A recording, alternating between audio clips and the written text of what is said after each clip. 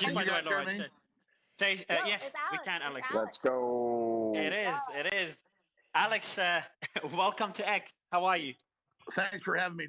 Just so I don't get in trouble or Chase Geyser doesn't get in trouble, so I'm going to really try to follow all the rules so they can't try to get me off with all the complaints that the woke thought police engage in. Chase Geyser works here at InfoWars.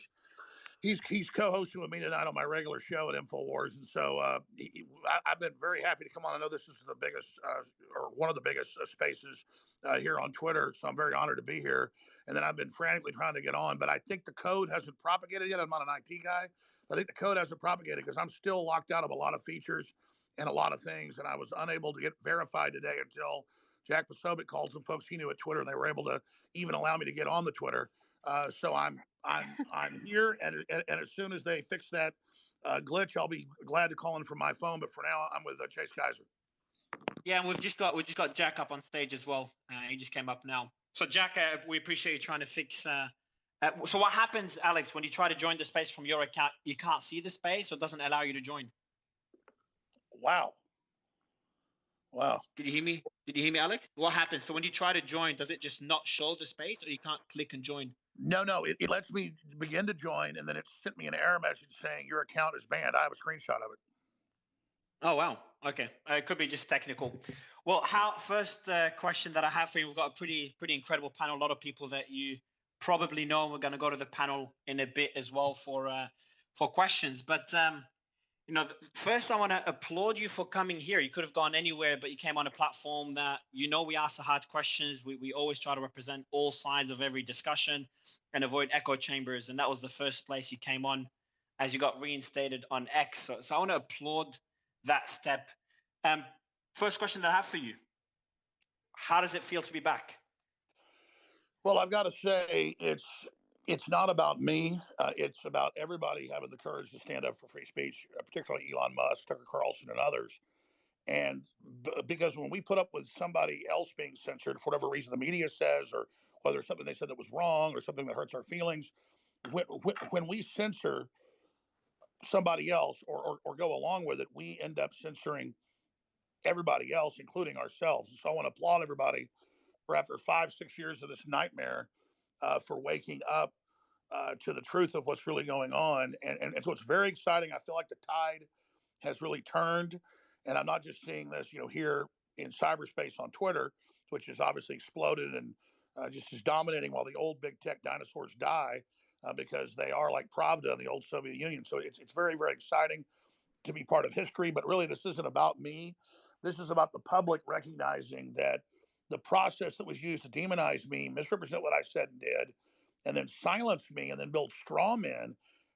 Once they silence you off all major platforms, they're able to then steal your identity and then turn you into something you weren't, with edited clips and out of context stuff. And now even everybody's experiencing it who's prominent with these deep fakes. So that's why it's so important that everybody have a voice, even if we disagree with them, because we need to hear what they actually have to say in real time, especially in this so connected world, because this is the real discrimination of the future with these social credit scores and AI systems, is using excuses to block humans off the web, but then giving bots free reign. That's another visionary thing that Elon Musk has done, is declare war on the bots, declare war on robots that are stealing their identities and masquerading as humans. That's really critical. So one thing I did in a post today, and I think Tucker was the first one to do this, and not only calling you the most censored man on the planet, he said that you were, I think, the first major personality to be censored by big tech. And he told a story on how Tim Cook had a meeting with other platforms in 2017, end of 2017, and they made the decision to censor you not only from social media platforms, but that included your bank account. That included everything. Can you tell us more about the platforms that censored you, the excuse that they gave, and the experience that you went through? Absolutely. I think that was back in August of 2017, 18. I don't remember the exact date, but it was in August. And I normally get up at about 4 a.m. So I got up, got a cup of coffee, turned the computer on, and I had hundreds of messages saying it was just announced you were banned. And Tim Cook said, yeah, we had our weekend meeting, and I met with the other heads of big tech, and we decided to curate like it's a museum. And I'm a museum piece that he just took out and put something else in there, a nice word for liquidating. And then they really didn't have excuses for why they did it. They used some really, really strange excuses that I was rude to a CNN reporter, Oliver Darcy, and that I'd also beat up a child in Missouri because the guy looked like me, but it was on ABC News. And it was just really, really, really flimsy reasons. And then I was taken off. We lost most of our software that we were already paying for. We lost our shopping cart software. We lost the sub software. We lost LinkedIn. We lost over 100 things. And then we lost our banking. We launched our credit card processor. We lost over 100 things in the next week or two. And it was really, really intense. And then they had, we later learned, I'm not going to say names or even get into it because that's what they want's attention, but we learned there was a big, powerful New York PR firm that actually does the PR for the UN and also for some of the CIA operations. And that's really what we're talking about here. That's all come out in Congress now. And then they went and dredged up stuff in my timeline out of context, blew it up times a million, and then said that I was currently doing things I'd never done, just outrageous, horrible things. But notice, never proof, never a clip, never a video, never anything. And so, other than like 3-second clips out of context, so I was unable to defend myself. And so they were able to then create this new Alex Jones. But then I was very blessed over the next 5 years. The public really on their own, because they kept demonizing, kept attacking, sometimes thousands of articles a week, hundreds of TV programs a week. I'm not exaggerating. I mean, AP articles syndicated in every newspaper in the country at least once a week. And Daily Mail attack pieces every week, just thousands and thousands and thousands of articles. Like I was a third world country they were about to invade. There was that much propaganda, but it wasn't as they were really that scared of me. They knew, in documents that later came out, that once they used me as a training tool, like a chew toy for attack dogs, that once the public got scared and didn't defend me and self-censored and didn't promote me, then they could move on to everybody else. So I was simply the first big domino to fall. And then once they did that, they were able to take the whole thing over. And since then, I mean, they had NATO summits 5 years ago saying, we got Alex Jones, and now we're going to get everybody. We're going to basically shut down left, right, everybody. We're going to bring in total control. The internet will soon be like Netflix. There'll only be approved channels and approved programs. These are quotes. And so I was there on still some talk radio stations and my own website, Infowars.com, desperately trying to explain, look, they're having congressional hearings about AI censoring people. They're having EU and NATO meetings. Here are the documents. Here are the videos. And they were so confident then because no one was talking about it in cyberspace and it was just little pockets talking about it. So they got away with it. But then they got so arrogant with the Hunter Biden laptop and with what we saw in the build up to 2020 and after that. And then they censored so many tens of millions of people, really more than that, and removed billions of posts on questioning COVID origins or questioning the Libya pullout or questioning open borders, that it just infuriated the public because they went too far. And then people went back and said, oh, well, what happened to Alex Jones? And so they basically dug me up, did a exhumed me and did a autopsy and found out that I was just the first test subject. And so, quite frankly, I'm just very honored for everybody's support and people seeing through this. I'm certainly not perfect, but 99% of what people hear about me is not true. It's the same thing they do to Elon, where he says nice things, and then they lie and say Elon Musk just said this, and then you spend an hour trying to find where he actually said what he said, and you finally find it, and it's the opposite. And so I'm telling you, folks, that's what they do. They completely twist everything, and I think so many people got a large serving of what I had that there was a lot of camaraderie, and quite frankly, everybody are veterans. I wouldn't call us victims, but we're veterans of real information war now. We've all had a real chance to experience it, and so it's a major tide turning point. I know that like a poison battery, they charged me up with so much negativity, such a straw man lie, such a horrible, terrible demon that Elon knew that if he brought me back early, I think that would have been too far because the public wasn't educated yet, and he had to free the rest of the captives first. But I think as more evidence came out, he made that bold move because it's really a fuck you. Just like he said a few weeks ago at the New York Times, that these people are, there's never enough censorship. You never can bend enough to them. You never can compromise with them. They never compromise with us. So you finally reach that, well, fuck you moment. Fuck yourself moment. Go fuck yourself. And so I think that's the shot heard around the world. I think that was the final tipping point where the tide completely turned when Elon Musk said, go fuck yourself. You can mark that day as a shot heard around the world in the info war, and when we turn the tide.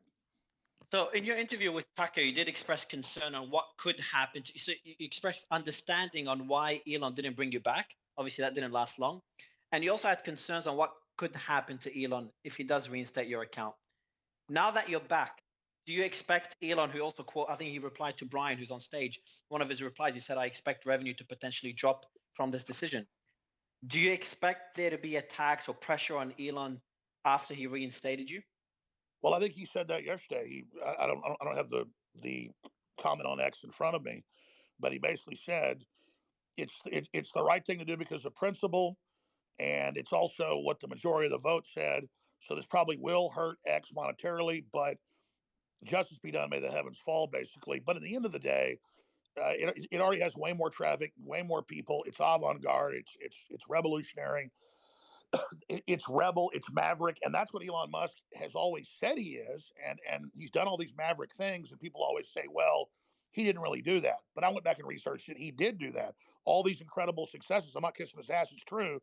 And the fact that he could take over Twitter, free it, and bring back one of the most demonized people, if not the most demonized in the world, talk about a witch hunt, shows he put his money where his mouth is and is the Mavericks maverick. I mean, nobody can argue now that this guy is not cutting edge maverick.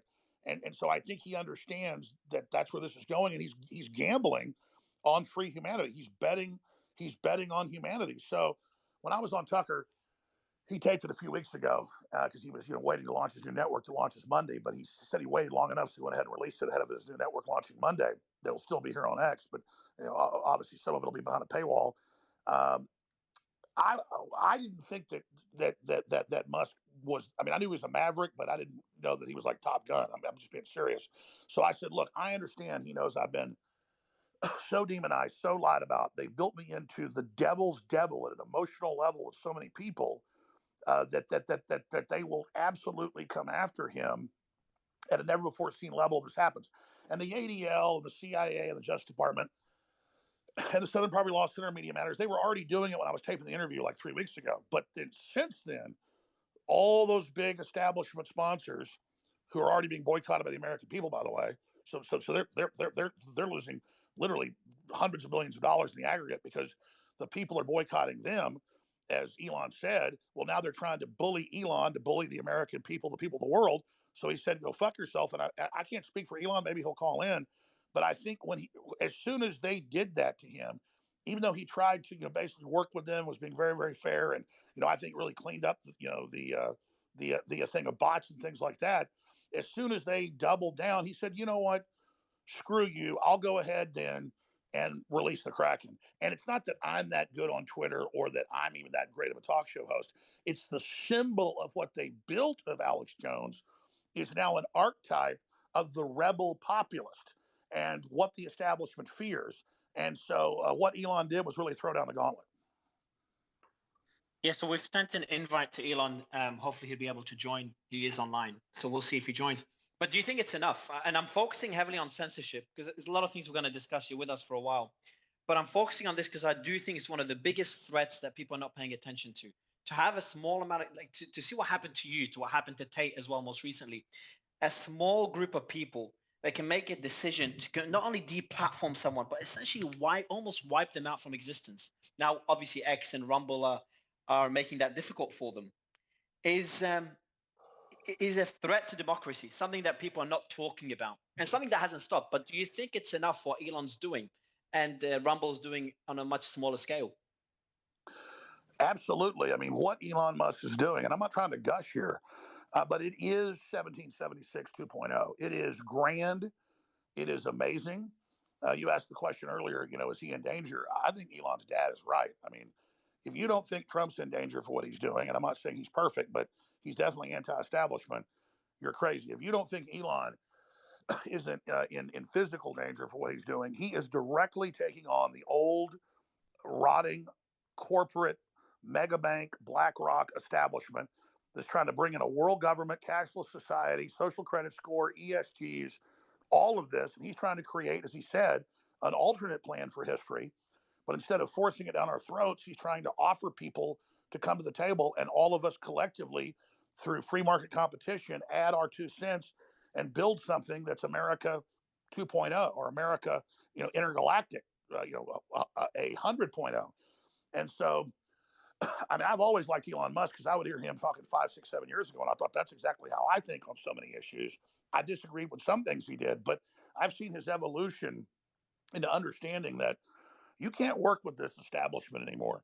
They're too stagnant. They're too detached from reality. They're dangerous, and it's time for a new guard. It's time for new leadership. And you see the energy of Elon Musk or the energy of Donald Trump. It's that in and of itself threatens the establishment. They have all these layers of bureaucracy, and so they can deny culpability for the terrible things they're doing. And because of opening up X, it's changed the world, and we've seen the traffic explode, we've seen the engagement explode, and we've seen it accelerate the collapse of the other big tech media operations because they can only survive when there's no competition.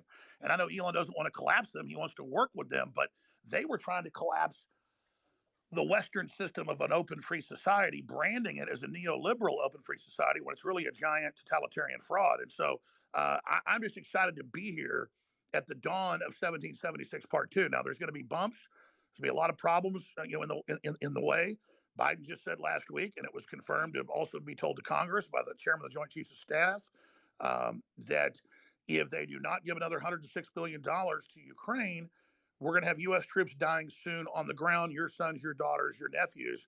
That's what Lloyd Austin told Congress in a closed session, but it was told directly by a congressman, word for word, that wrote it down to Tucker Carlson. And so these people are now threatening nuclear blackmail if we don't keep their money laundering operation going. It's got to end. It's got to stop now. And the world sees that, and the world knows that. So I think instead of this even being a political movement, it's a worldwide Renaissance 2.0 that simply doesn't want to blow the planet up and just wants common sense and wants all the crazy Hitlerian, Napoleonic, corporate war games to end. And so I just think that sanity is beginning to flood back into the discourse. Yeah, so we're going to talk about the Ukraine war. We're going to talk about Gaza as well, and you've talked about it on Tucker's interview. I've got a few quotes from there. It's going to take a few questions from the panel, maybe 3 quick questions. Laura, and then Brian. Thanks, Mario.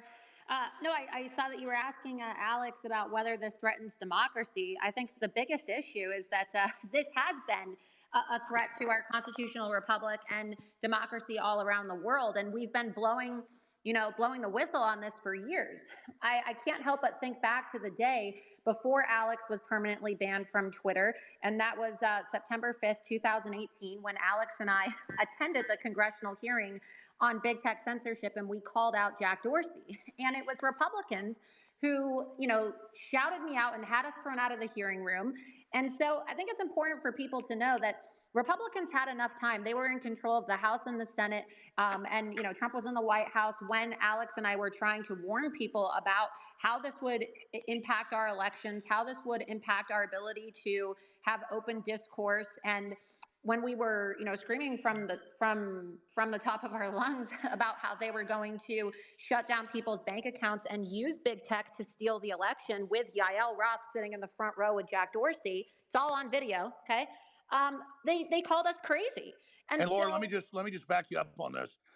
I talked to Trump back at the time, and I said, "Listen, they're already curtailing you way back 90%." And he was still so confident he didn't take it serious. And this is a big criticism of Trump. He spoke some about censorship, but once he got banned, then it became front and center, because again, there's still, especially in really older people, I'm not being mean, but people that are 75, 78 years old, he was like 74 at the time, they have real blind spots. And I mean, remember just a few years ago, they would have congressional hearings, and Google would lie to the telecommunications committee and say, "No, we don't track anybody's phones or locations." And they'd say, "Okay, good, I heard that." And congressman would say, Why does it pop up on there? Where's that coming from? So you've got people that are dinosaurs when it comes to tech who don't understand any of it. And you have a judiciary that's the same. And so it's the blind leading the blind. And they don't understand that a new government, a multinational technocracy, has already basically taken the world over. Now they're starting to catch up really quick. But, I know Jack Posobiec's on here. Jack has been in intelligence. He's connected to so many things going on. And Jack has been warning for 6 months that Biden would threaten physical war right before the election and use an expansion of that war to try to cancel the election or stay in power. And now,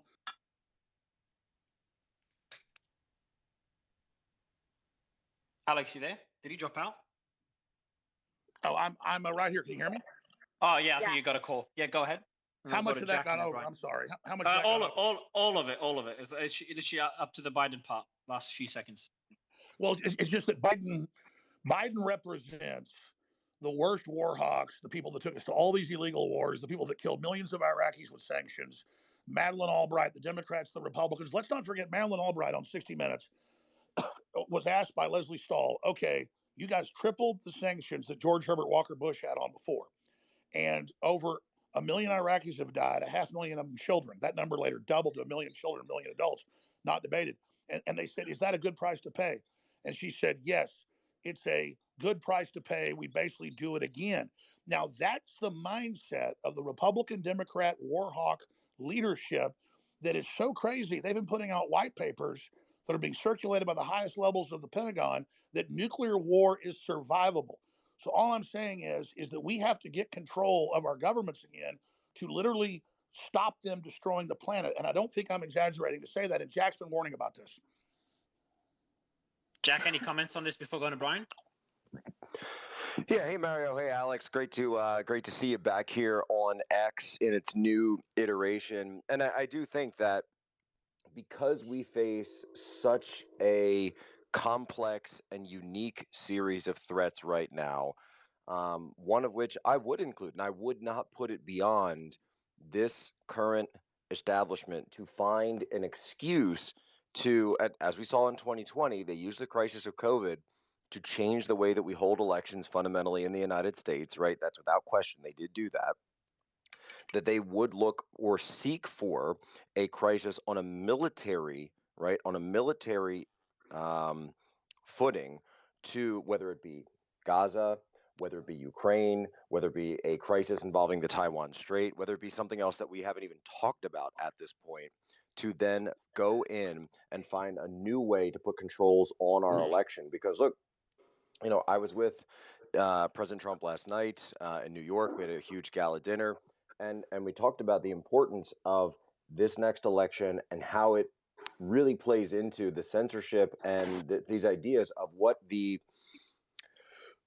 ability of the distribution channels of truth are. And so whether or not you have someone who has an opinion on, okay, I'm a Trump supporter, I'm not a Trump supporter, I'm an Alex Jones supporter, I'm not an Alex Jones supporter, I'm pro-Ukraine, I'm pro-Russia, I'm pro-Israel, I'm pro-Gaza, whichever it is, if you don't have one central hub, as Alex has said, that's allowing for these ideas and allowing for this information to be disseminated, and you've got people that decide that they can put their finger on the trigger and take out somebody like Alex Jones, who was the first one to do this. I mean, Alex, I was with you the day that this happened down there in Congress. That was the picture I posted of the two of us, because this has been the problem since really 2018. And if Trump hadn't, because people need to remember what the internet was like before Trump won the election. It really was when Trump won the election, because you had the head of Google go up there and say on election night in an internal meeting, and Alan Bakari at Breitbart has the video on this, said, we will not let this happen again.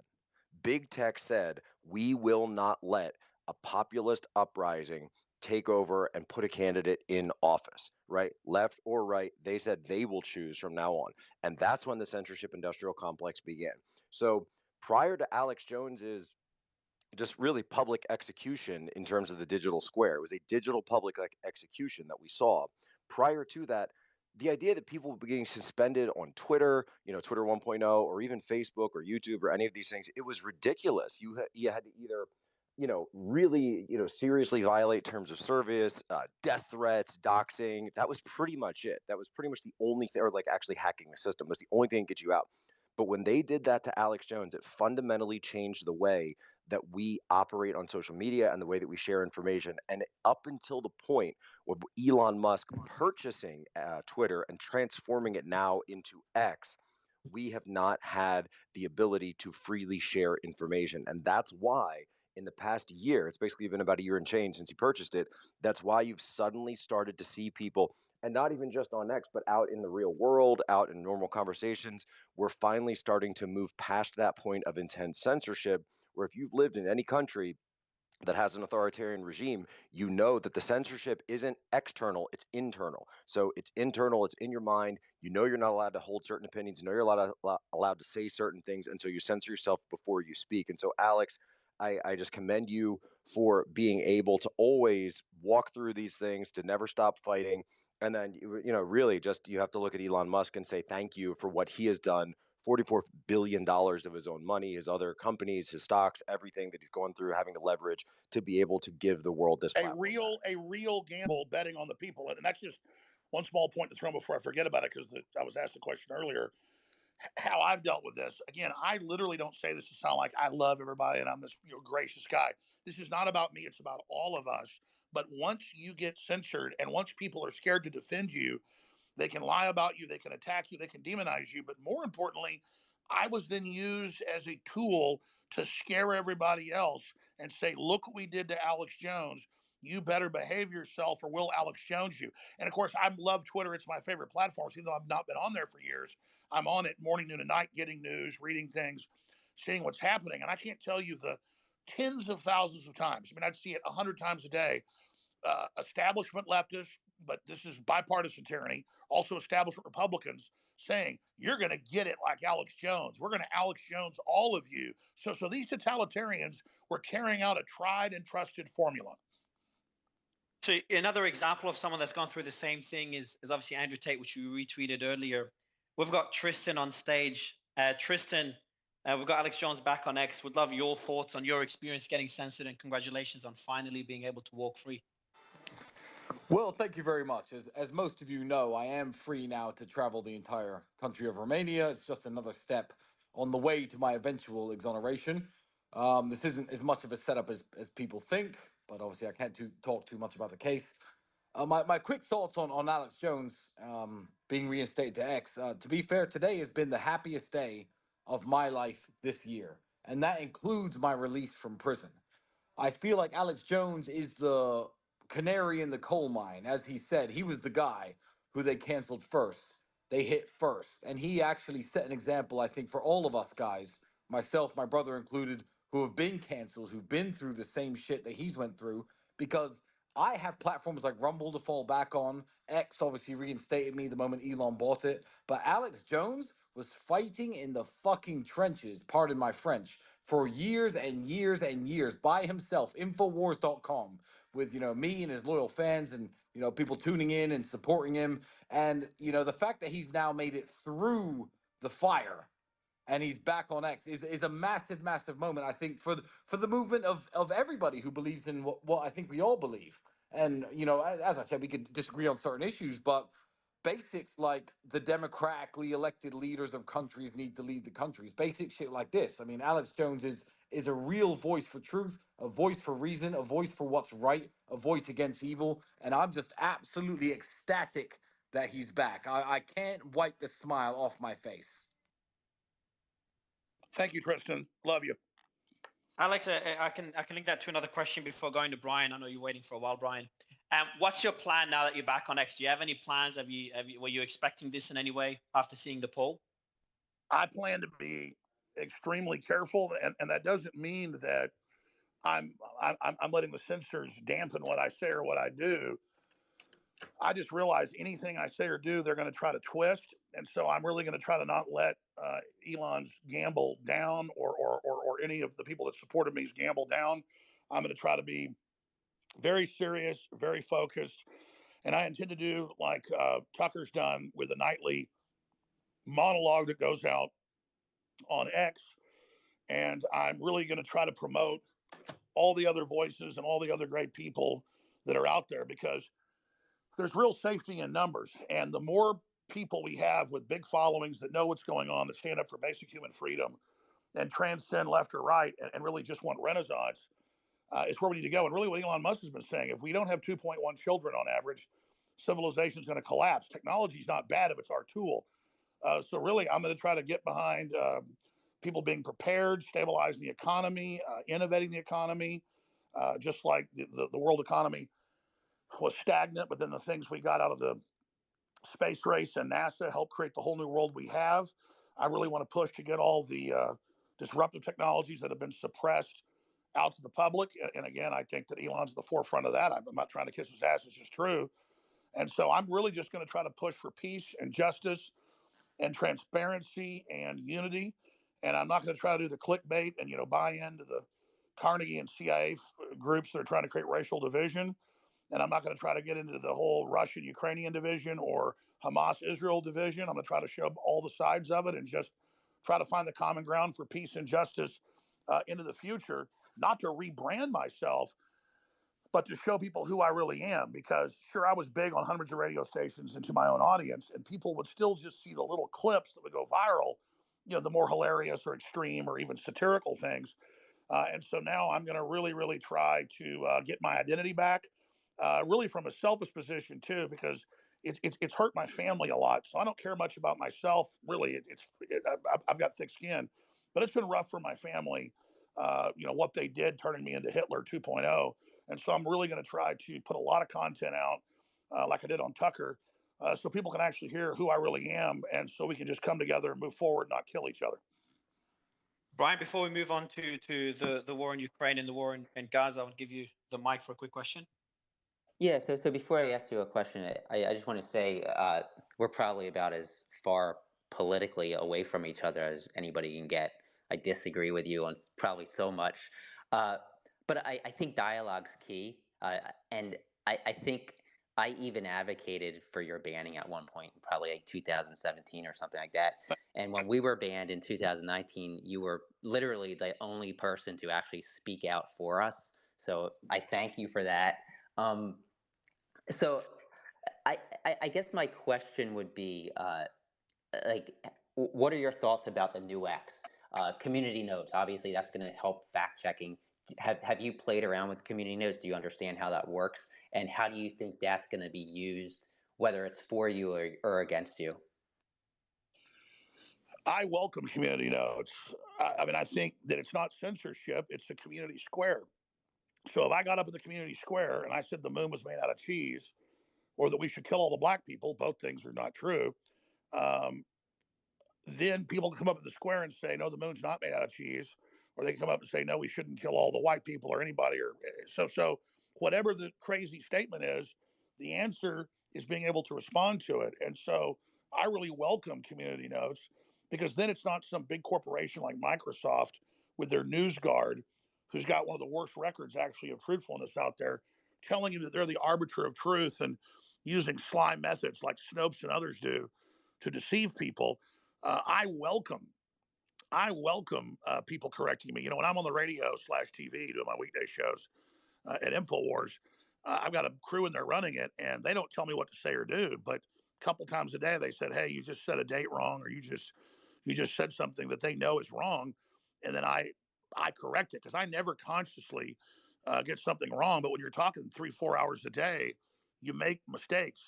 And so I think that that's what this is all about. And so I really look forward. In fact, I want people that politically disagree with me to come on. That's much better radio and TV.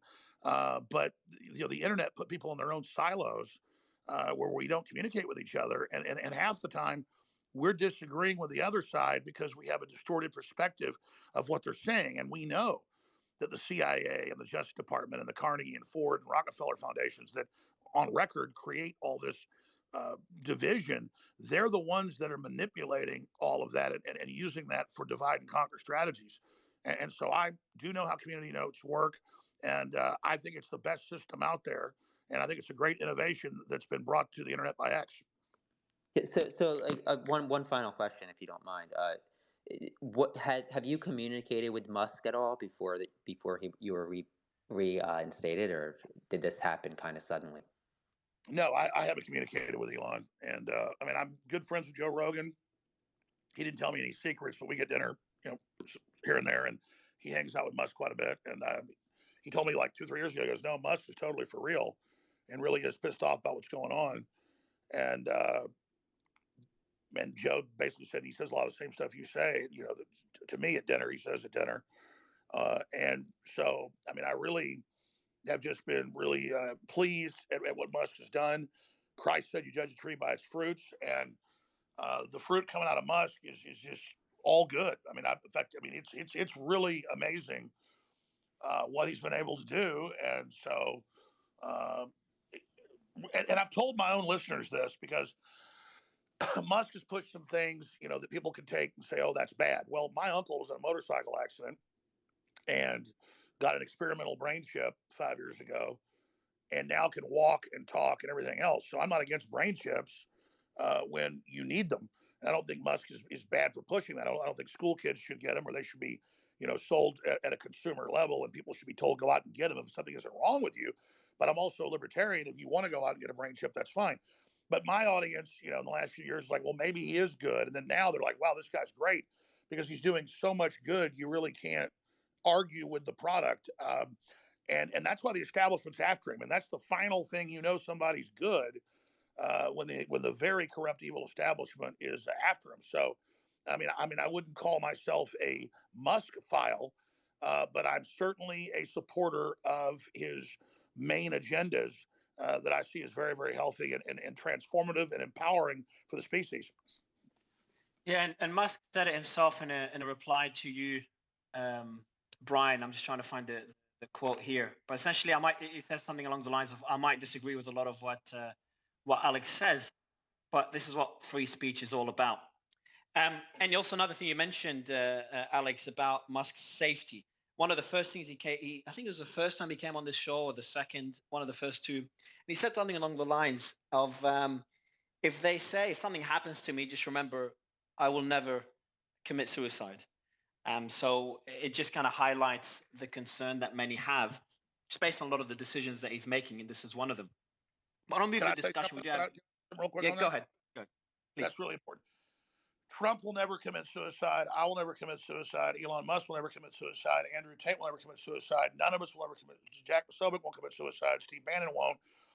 That they don't want to turn us into martyrs. They either poison you, or they come to a murder, suicide, kill your wife, kill you. That's a known deep state tactic. And so, absolutely, if they gun down Elon Musk, that only makes him bigger. But he's such a threat, they might do it, even though it makes him into a martyr, because they know there's not leadership to replace him. So, absolutely, it's very important he get it on record that he will never commit suicide. That's why Trump will, be randomly driving down the road and order Secret Service to pull over at a hamburger place. And he walks in and says, "I'm buying hamburgers for all of you." And he stands right there at the counter and watches it made, has them deliver him the bags, and then he randomly grabs one. And I'm not going to get into inside baseball, but uh, the kind of stuff they were doing to Trump early on, and I first broke this, and later it came out that he thought this too. They said, "Oh, Trump's crazy.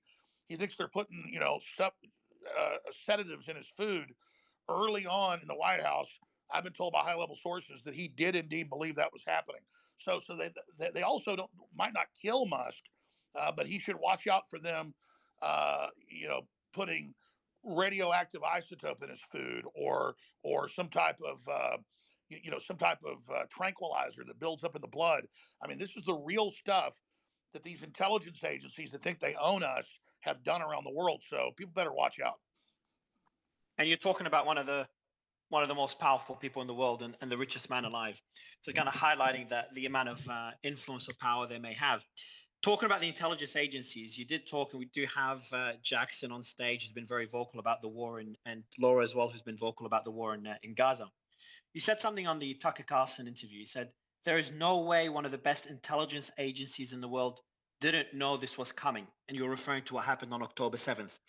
Can you elaborate on this and expound on what that means to the Middle East, and how the war could end?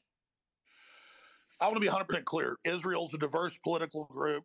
They were basically in a soft civil war. So when I criticize Israel, it's not me trying to get points against Israel or points against Palestine and the Palestinians. It's just the fact I did that Tucker interview before the New York Times came out and said Israeli military says they knew 1 year before of the attack and the plans. And now we know there was insider trading. And so we're not sure who in the Israeli government didn't get the news to Netanyahu or whether he did know. But 100%, there was a 7-hour at least stand down with attack helicopters 10 minutes away by air. Israel has over 300 of them, including almost 100 Apaches and Cobras, fully loaded with weapons at any one time. 5 attack helicopters could have been there when the first calls came in, but instead, retired military officers from as far away as Tel Aviv North drove 45 minutes to an hour south to try to stop the attack. And so it is a fact that Israel stood down. And Netanyahu said, well, let's investigate it after the war is over. Well, now he's saying it's going to last 10 years. So there is something rotten in the state of Denmark. This time it's rotten in the state of Israel. You have $6 billion sent by Biden to Iran a month before. Iran is financing Hamas through Hezbollah. And so I'm not saying Hamas works for Israel, even though Israel helped set it up in the late 1970s. That's on record. There's some larger global destabilization going on here so that the war hawks make more money and have political distractions. So I think what we know for a fact is Israel stood down. We just don't know exactly who or why. Jackson? Yeah, I have a question for Alex. And Alex, by the way, it was great being on your show about 2 weeks ago. I had a fantastic conversation with you. My question for you is, we look at the Trump administration that's probably going to be forming, and the first Trump administration, he, handpicked, or, they kind of had the Republican Party put a bunch of people in that were deep state appointees that were very pro-war. It wasn't until the end of the administration when we saw more rational minds like Colonel Douglas McGregor begin to rise up. So in this next Trump administration, obviously, I think he's going to be filling the spots, the important spots, with those anti-war voices, given everything that's happening with China, Russia, Gaza, and all the people that want to go to war right now so much with those countries. But Trump is only going to be in office for 4 years, and then who's next? You're going to have another pro-war spokesperson like Ron DeSantis probably running, and Gavin Newsom. So what's the answer to how we can actually rid these anti-human Malthusian scum from our government? Does Trump have to lock them in prison? I mean, I personally would support that, but how do you think we actually rid this problem once and for all? Well, I don't know if Jack Posobiec's there, but he and Steve Bannon are probably the smartest people on this subject. So if he's still there, please pop in after me. But let me just give you a 35,000 foot view. What you said is totally true about Trump thought, hey, this is like a business. I'm going to come in, bring people in. They're going to do what I tell them. No, Obama signed the Countering Foreign Disinformation Propaganda Act as one of his last acts when he left office in 2017. And he put a stay behind networks in the agencies, State Department, FBI, CIA, Justice Department, and some think tanks to actually undermine Trump under the auspices of him being a Russian agent with no proof. So this was going on at the RNC in 2016 in Cleveland. It later came out.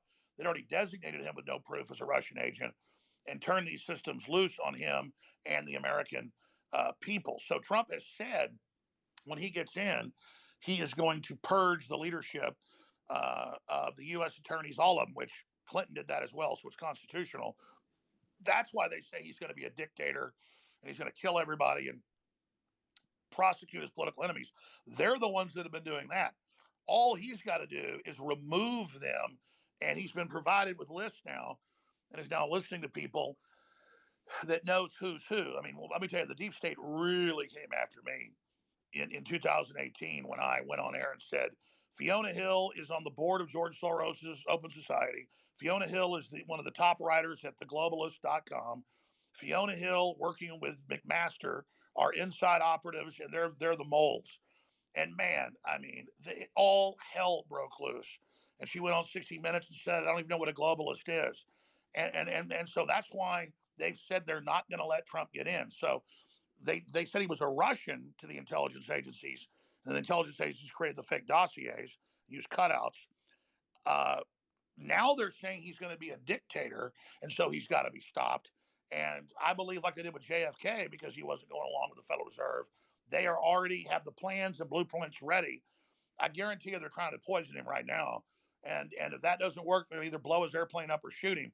So you're kind of counting your chickens before they're hatched. And I hope you're right that he gets in. But I don't think they're going to let him get in unless there's a big enough uproar up front to let the establishment know that we're watching them and are aware. And there may be such an awakening now that they do back off. That would be their smarter course than try to re-infiltrate in the future. But I don't believe they're going to do that. I believe this is the critical juncture, the heart of the battle. It's the Waterloo, and they're outnumbered, they're surrounded, and they're not going to surrender. And so if Napoleon could have assassinated his enemies instead of being defeated, he would have done that.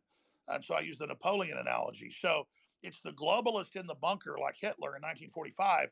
The problem is they're still in control of the bureaucracy. So we are waking everybody up. Populists are being elected everywhere, all over the world. The globalists are in trouble. So now they're going to throw everything, including the kitchen sink, at us. And so that's where I stand on that. Is Jack still there? He is. And we also have Elon on here. He did say that connections to your account, the reason you couldn't join is it'll take a few more hours for all the connections to be restored.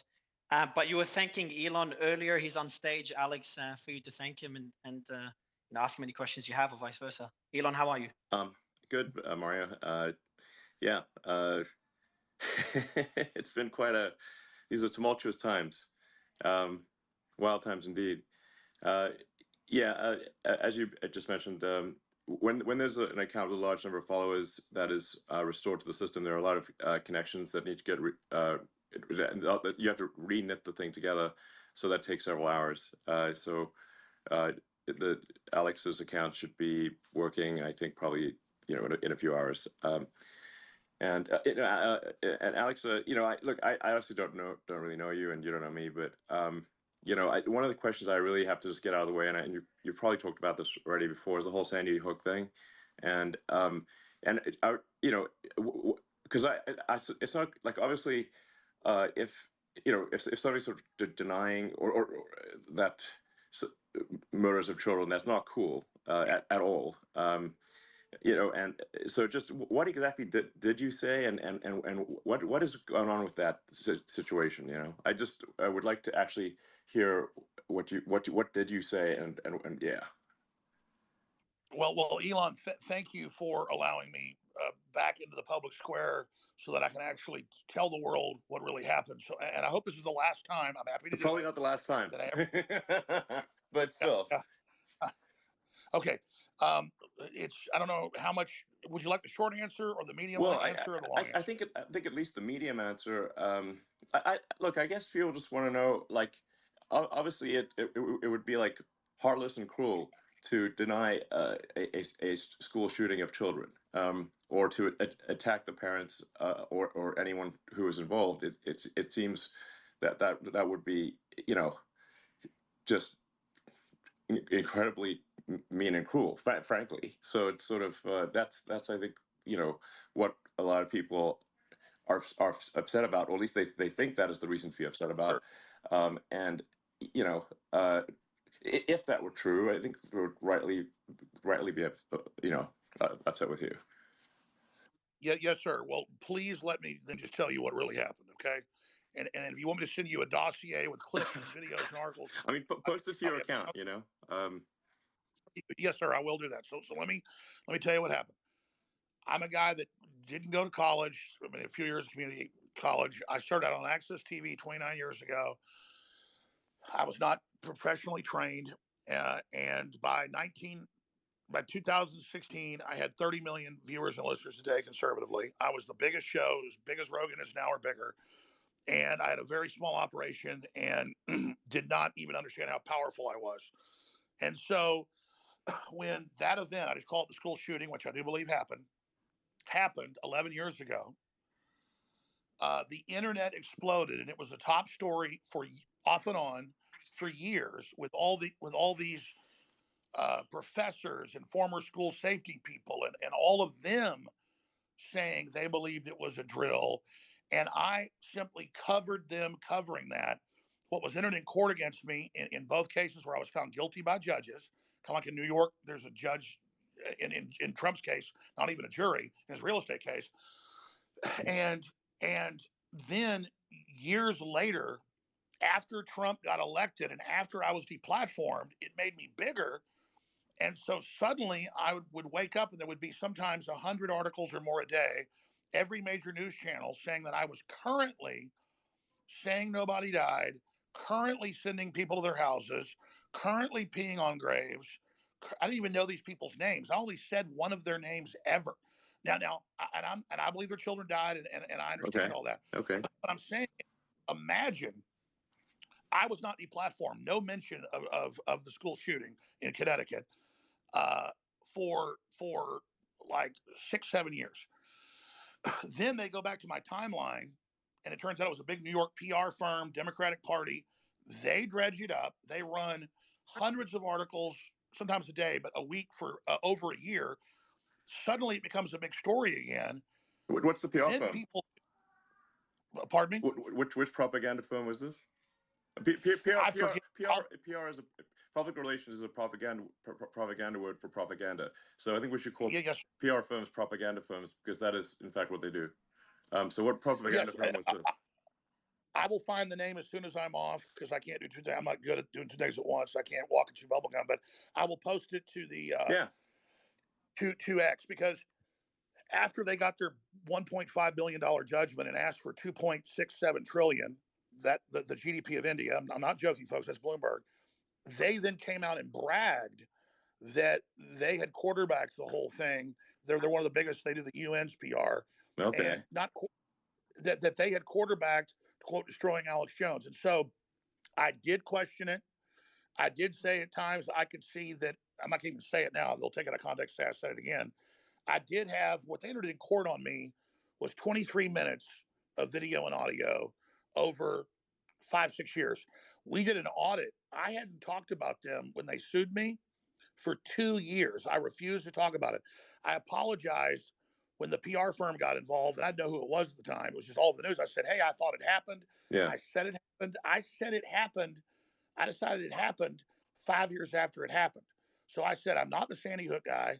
It turns out some of these experts that said it didn't happen are crazy. They made up stuff. I said, I believe it happened. And then they spun it and said, oh, now he admits he lied about it. So it isn't who I was. It's kind of like they've done with you, and you did nothing like I did. I mean, I did question it. I did say a few times that I thought it hadn't happened, but I didn't turn the knife. I didn't really think about it. I thought about how I was talking about the internet with YouTube videos with 30, 40 million views that I didn't make. Sure. It was a hot topic that would come back from time to time.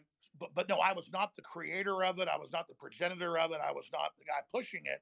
Yeah. And then I kept saying, no, I believe it happened. And they went, aha, you now admit you lied for money. So what's not true is I never made any money off of it. I barely ever covered it. It's not my identity. And it's just like they misrepresent what you say, take one little thing and twist it, and then say you need to apologize for it. And then they just keep hammering it and hammering it and hammering it and hammering it. So I've been desperately, I mean, in fact, I'll post it to X if you want. There's over 100 apologies. Sure. That I've given, over 100. In fact, probably 500. Every show I go on, they ask this. I apologized on Joe Rogan's show 5 years ago. I apologized on Patrick Ben-David's show 5 years ago. I mean, these are prominent ones. I apologized on every show, and I'll say it again. I apologize that I just gave my commentary, because I'm really just a guy that a talk radio host. So I do that on the internet. I just take calls and interview guests, and that I played devil's advocate. And if that hurt people's feelings, I apologize. But I did not send people to your houses. I did not pee on graves. I don't know any of the stuff that went on. And then when they had the trials, after I was found guilty, trials on damages, there was never any video of people peeing on graves, any video of people at houses. There was an FBI agent who was there that day at the tragic event in New Haven, Connecticut, at Sandy, like I said the name. He was there, and he didn't have an FBI vest on, and his gun was pointed the wrong direction, pointed upside down. The internet questioned him. When he got on the stand in Connecticut, my lawyer said, has Mr. Jones ever said your name? No. Has Mr. Jones ever put your picture on the internet? No. Have any of his hosts done it? No. Has InfoWars ever put your picture out or said your name? No. What happened to you, sir? One man, he said, called me at my offices, like he said, like 7 years ago. This is like 8 years ago now, and asked me if I was really an FBI agent. The jury gave him $94 million that doesn't exist. 94 million that never said his name. So I challenge people to find me say any of their names. I said one guy's name, and I apologized to him on the stand. The thing had probably 100 million views on 5 or 6 different YouTube videos of him smiling and laughing before he walked to the mic. I played the clip one time and said, yeah, that looks like he's an actor. I did not attack him, did not come after him, did not say his child didn't die. And look, I don't want to fight with him, though. I said to them in a deposition, I said, I will chop my pinky finger off with a meat cleaver right now. And I will, if you'll just leave me alone and stop saying I made hundreds of millions of dollars off of you, and stop saying I'm attacking you. So it's very simple. I have become, and I know what happened. The media ran a year of articles attacking them in my name, saying things I never said as a straw man, enraging them against me, and then so they've been victimized. They've been manipulated by a PR operation, and so I would love to come on X with the families. I'd love to raise money on this show or your show, Elon, or any of them. I'd love to come on here and raise them $10 million for gun safety awareness next week. I would love to. I would love to be in an open panel with them. I would love. Okay. Okay. It actually looks like Ed Krasenstein wants to talk. Maybe Ed, could be good to hear from you. Yeah, so I kind of have a question for you, Elon. So let's say well, that. Okay. I mean, this is not an no, opportunity to interview me. No, it's in regards to Alex Jones though. It's related. So let's say Alex Jones or somebody else does the same thing, but clearly directly claims that a school shooting did not take place when we know it did. Does that future person or Alex Jones get banned, or is the new policy that they remain? We need to look at the circumstances there. The rule that we're trying to follow here is to obey the law. So obey the laws of the United States, obey the laws of the countries in which X is present, and really do our best to not go beyond the law on the premise that if the people wish the law to be different, then the people will ask their representatives or their leaders to change the law. But otherwise, our goal is to hew as closely to the law as possible. So if somebody says something that is unlawful, then we will take action. If someone does not do something that is unlawful, then we would aspire to not take action. If the laws change, of course, then we will adjust our behavior accordingly. So that's sort of the general approach that we're taking. And now that we have community notes, which, while it's not perfect, I think it's the best fact checking that I've seen on the internet. And so if someone were to post false information, they can be community noted. It's always important to say, like, no fact checking system is perfect. If perfection is the standard, you can just basically dispense with all fact checking because nothing will be perfect. But really, it's really how good is the batting average of any fact checking system. My observation of community notes is that the batting average, the probability that the note is correct is very high, much better than anything else that I've seen on the internet. And everything in community notes, the code, the data, everything is open source, so you can independently recreate the outcome of any note as a third party. So it's full transparency. So I think that having the community notes capability is a very powerful. It's the most powerful disinformation weapon that I'm, for actually combating disinformation. I agree. Yeah. Can I throw something in real quick here? Sure. Look, this is why I believe what people were saying and actually questioned and for a little while thought it might not have happened. We were lied to about WMDs in Iraq. We were lied to about anthrax in Iraq. There was Operation Northwoods. That is true. There was Operation Northwoods in 2000. ABC News declassified. U.S. government plan to stage fake mass shootings and blowing up airlines with people that would take off and would land, CIA, and then they would actually just blow up a drone plane and then claim a mass event had happened or claim a mass fake shooting happened. So Jussie Smollett lied about what he did. Hezbollah and Hamas, Hezbollah ran it, did kill a lot of Israelis. I condemn the attack, but it wasn't true that they cut a bunch of kids' heads off. Even the White House and Israel has to admit that. Well, people came out and said they didn't believe that there was proof that Hamas cut heads off. So the establishment view was they did cut heads off, but they didn't. So how do we penalize people that, I mean, if somebody wants to believe the earth's flat, they have a right to, and the community notes and everybody else can challenge them. But it's the establishment lying so much that makes people not believe anything, and then they lose faith in everything. I'm actually worried about this because a lot of my audience is so disillusioned. They think I'm an agent or something too. I'm not. So I don't know how we handle this, but I think the government and the media and the think tanks and the PR firms, the propaganda firms, as Elon rightfully said, have been lying professionally so much, they've poisoned the well where no one knows what to believe. They've created a smokescreen. And so I don't know how we deal with that other than getting the community. Alex, I just want to be clear. Like, Hamas does have a habit of cutting off heads. They're quite proud of cutting off heads. This particular circumstance, perhaps there is some uncertainty, but they do cut off a lot of heads, and that is, there's no question about that. And they appear to be quite jubilant. They're quite happy when they cut these heads off. Elon, I don't like Hamas. I don't like the Muslim Brotherhood. I don't like Hezbollah. You're right. That is a hallmark. They're proud of cutting off heads. Is my observation. No, and I agree. Yosemite Sam's, his hallmark is shooting his guns and a red beard and he's short. Hamas's calling card is cutting off heads. I totally agree. But I'm saying they do that a lot. You're right. Yeah. Hey, Elon, do you mind if I jump in for a second? Twitter 1.0. Hold on. Yeah, go ahead. Yeah. Well, Laura, go to you right after. Yeah, guys, I'm going to go to you right after Vivek. Yeah, go ahead, Vivek. I just wanted to, share one thought in response to Ed's question, which is, let's take the content of whatever speech it was that's issue off the table, kids being shot in schools or otherwise.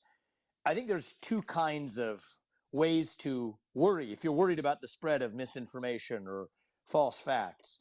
One is, let's deal with the content of the speech itself. And Elon talked about community notes as being, imperfect though it is, maybe the best method out there on the internet. And I think that that's one set of discussions to have. That's quite a different thing from what the law certainly looks at as the most draconian First Amendment violation, which is what it calls a prior restraint, which is to previously just restrain a person from speaking, period. And I think that is, no matter what the content of the speech is, it's quite a different thing to say that because of who you are or what you have said in the past, you may not say another thing in the future. And so I just think that those are two different concepts. And I just, for one, just wanted to share my experience of my Alex Jones experience, if I may. That is perfectly said. Yeah. That's because you don't cut somebody's tongue out, even if I did bad things in the past. And I certainly wasn't but you know what? But if people say false things, they deserve to have the consequences for that particular speech aired out in the marketplace of opinions. And community notes is one feature of doing that. And I think that's a legitimate discussion to have.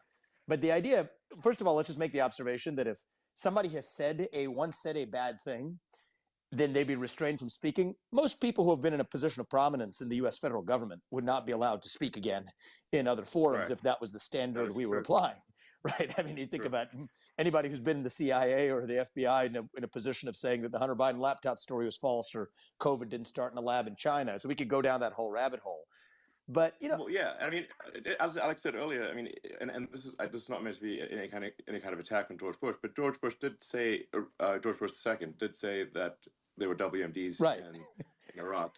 He said it not once, but many times, and that and a lot. There was he did not have sufficient evidence to make that And statement. a lot more people died as a consequence of that statement Exactly. than of I have anything not that killed Alex Jones anybody. has I have not incorrectly said. killed anybody. But Alex, I think That's true. Alex, I think one of the things I just wanted to share with people is that I was actually just curious about this guy, Alex Jones. I'd never met him, but I happened to be in Texas. I visited the southern border, and I popped in Austin on the way back, or where somewhere, I forget where we were, and I heard Alex Jones that's where he was. I said, I want to meet this guy that everybody says don't meet. And so we sat down, and I was actually surprised. And we actually aired it on X, or I put out clips of it on X. I can't remember, in like a podcast format. And so I was expecting to get in a debate about the Sandy Hook thing. And as soon as I open up, what I get is a guy apologized for being wrong, and then we moved on and talked about something else. And so for me, it was just interesting and eye opening. And I think it would be interesting and eye opening for a lot of people as well to sort of know that there are people who would have ever thought made some mistakes, said some things that were wrong, and said some other things that were dead right that nobody else was saying either. And the way that we get to the bottom of what's true is actually hearing one another. And when people say something false, they deserve to be held accountable for it. So I think that's it's a cool thing that, hopefully we're able to have more of that rather than less because of the existence. I mean, if this platform didn't exist, that avenue of sorting out bad speech through more speech doesn't really exist on the internet or in our culture. And so I think that's, in response to Ed, a good thing, not a bad thing, in my opinion. Yeah, and actually, to elaborate on the public relations firms, PR firms, which really should be called propaganda firms, because that's literally, public relations is literally a propaganda word for propaganda. You can read the history of how public relations was developed. Edward Bernays. Correct. But the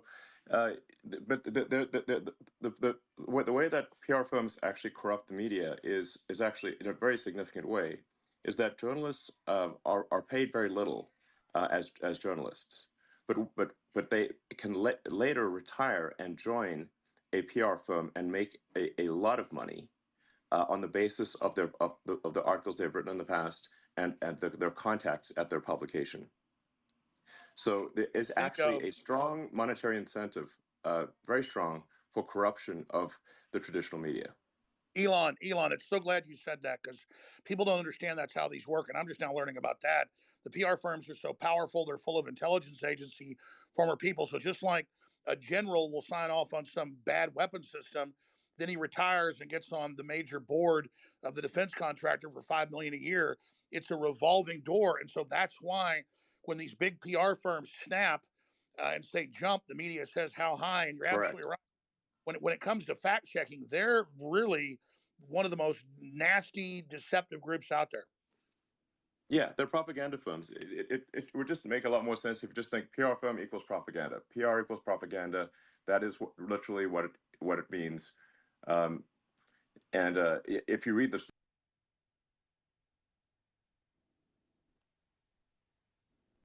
I think you're dropping out, Elon.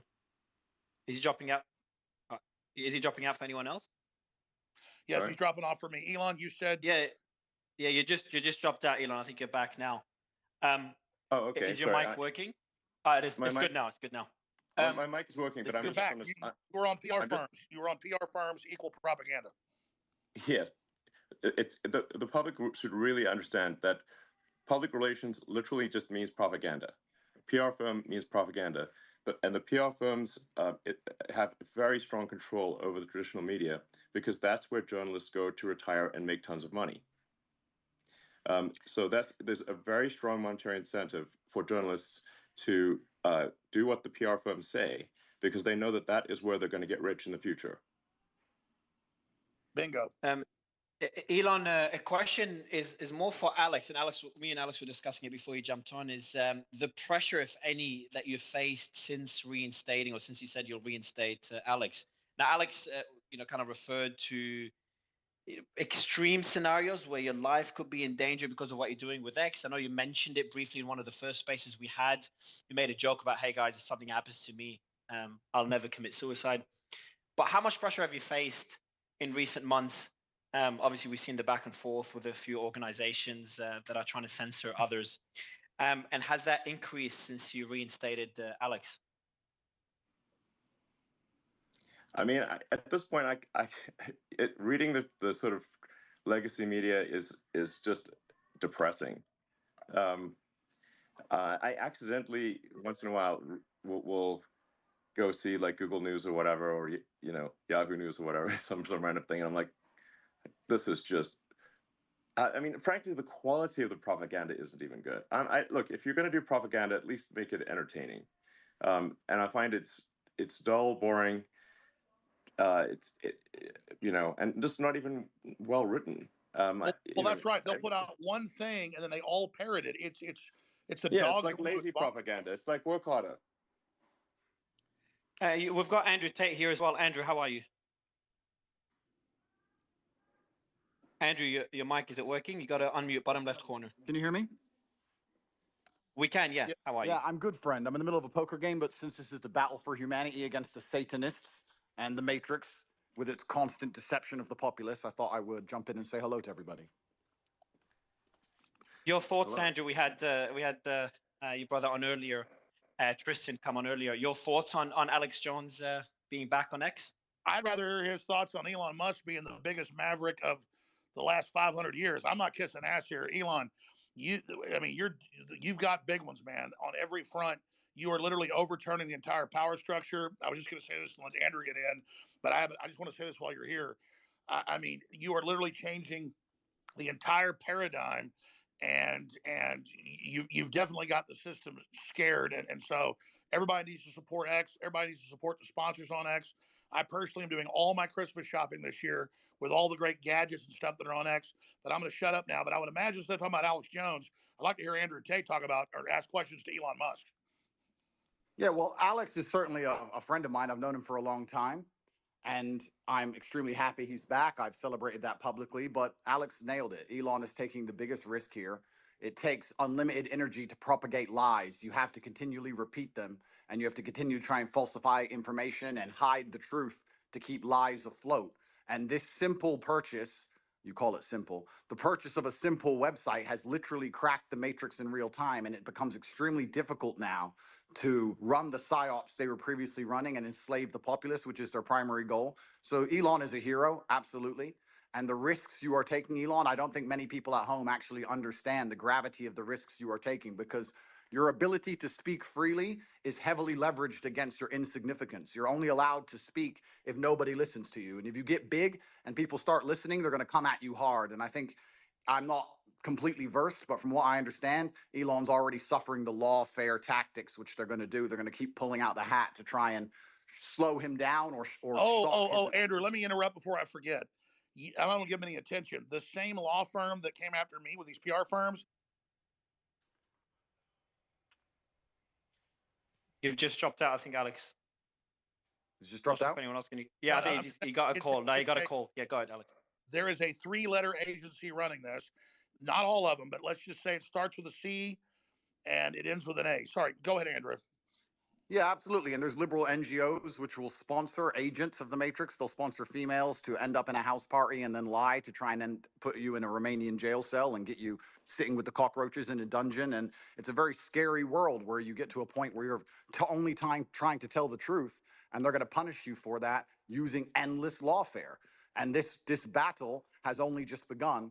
But the Matrix has truly cracked now, and it's going to be extremely hard to lie to us like they did before with X, the way it currently is. And I think it came at exactly the right time. I almost, without trying to sound pessimistic, there was a point where I kind of felt like I was losing hope. You couldn't tell the truth about anything.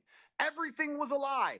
Everything from head to toe was a lie. And they're trying to lock us all back in our houses again, and we can finally talk about it. It's truly heroic. And Elon's taking massive risk, and the respect I have for him for doing that is enormous. Absolutely. I mean, this is what happened. I'm going to shut up, so I want to hear from Elon. But this is so historic. Elon Musk's courage, and it's true, I'm saying, has broken the back of the globalists. They'll never be able to turn this around again unless they have a nuclear war. Elon Musk has broken their back. Yeah. Well, I guess some people are afraid to die, but I am not. And you know what? It's kind of crazy, because I was talking to someone the other day and I was explaining they were asking about my seizure, how they took all my houses, all my money, all my cars, blah, blah. And I said, you never truly own anything on this earth anyway. You can have a piece of paper that says you own it, but if you piss off the government structures, they just get a judge to stamp a different piece of paper and you no longer own it. The only thing you own is your soul and your integrity. And this is the one thing they cannot take away from you, no matter what they do to you. And that is the best feeling on earth. It doesn't matter if you can sell your soul to the devil and repeat what they want you to say, but then you truly own nothing. And Yeah, I think I that as history books look back on this pivotal moment when X was finally freed and the information of the world could finally be spoken freely, I really do believe we're on the right side of history. And if you were to ask me if there's anything worth dying for, it would be for the freedom of humanity and to be on the right side of history. So I agree with you absolutely, Elon. Yeah, absolutely. I'm just generally in favor of civilization and the furtherance of civilization. And I think we should always be concerned that we can regress as a civilization. And if you study history, you can just see the arc of one civilization after another as the civilizations rise and fall through history. Um, we've been in a period of civilization rising very rapidly, but we should be concerned that we may be cresting, we may subside, and there are many times where I get late stage civilization vibes, and I'm just worried that maybe we're cresting as a civilization and perhaps headed for a fall. So yeah. Well, I agree with you because I truly believe, and a lot of people have said this before me, this is not original idea, but I think as AI and machines and tech increases, a lot of people are going to be deemed useless by the overlords. And then you have to sit and decide what are they going to do with all these people who have hopes and dreams and they want healthcare and they want a garden and they want a house to live in and they don't want to be treated like cattle. They're going to become extremely inconvenient. So I don't think many people at home understand that this war cannot be avoided. I've had a lot of people who understand why they threw me in jail in Romania and understood I've done nothing wrong. And they said to me, why do you take up this fight? Why you don't just delete your Twitter and disappear and drive a Ferrari all day? And I explained that this war cannot be avoided. You're either on the front line and you're fighting for something, or you're sitting waiting to die. You're waiting for the Mongol horde to come over the horizon and chop your head off. I There's no totally way out agree. of it. And just to throw this in there, if you read, and Elon, I knew you were doing great work. When I saw you 6 months ago at the World Government Summit, where they're all saying we're going to make everybody eat bugs and we'll make the decisions to put microchips in them, and you said, we don't want a centralized system. We want a diverse system. We want firewalls. And I don't agree with this Tower of Babel you're building. They know that we go through cycles, and they want to artificially create a great reset collapse, in their own words, to make everybody else poor, consolidate power, and they'll have a smaller type 2 civilization for themselves.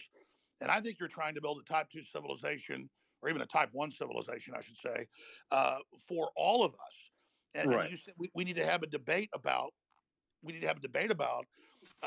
going interstellar. We've got to expand or we collapse. And Elon Musk is saying, correct me if I'm wrong, you don't stay in stasis. You either expand or you collapse.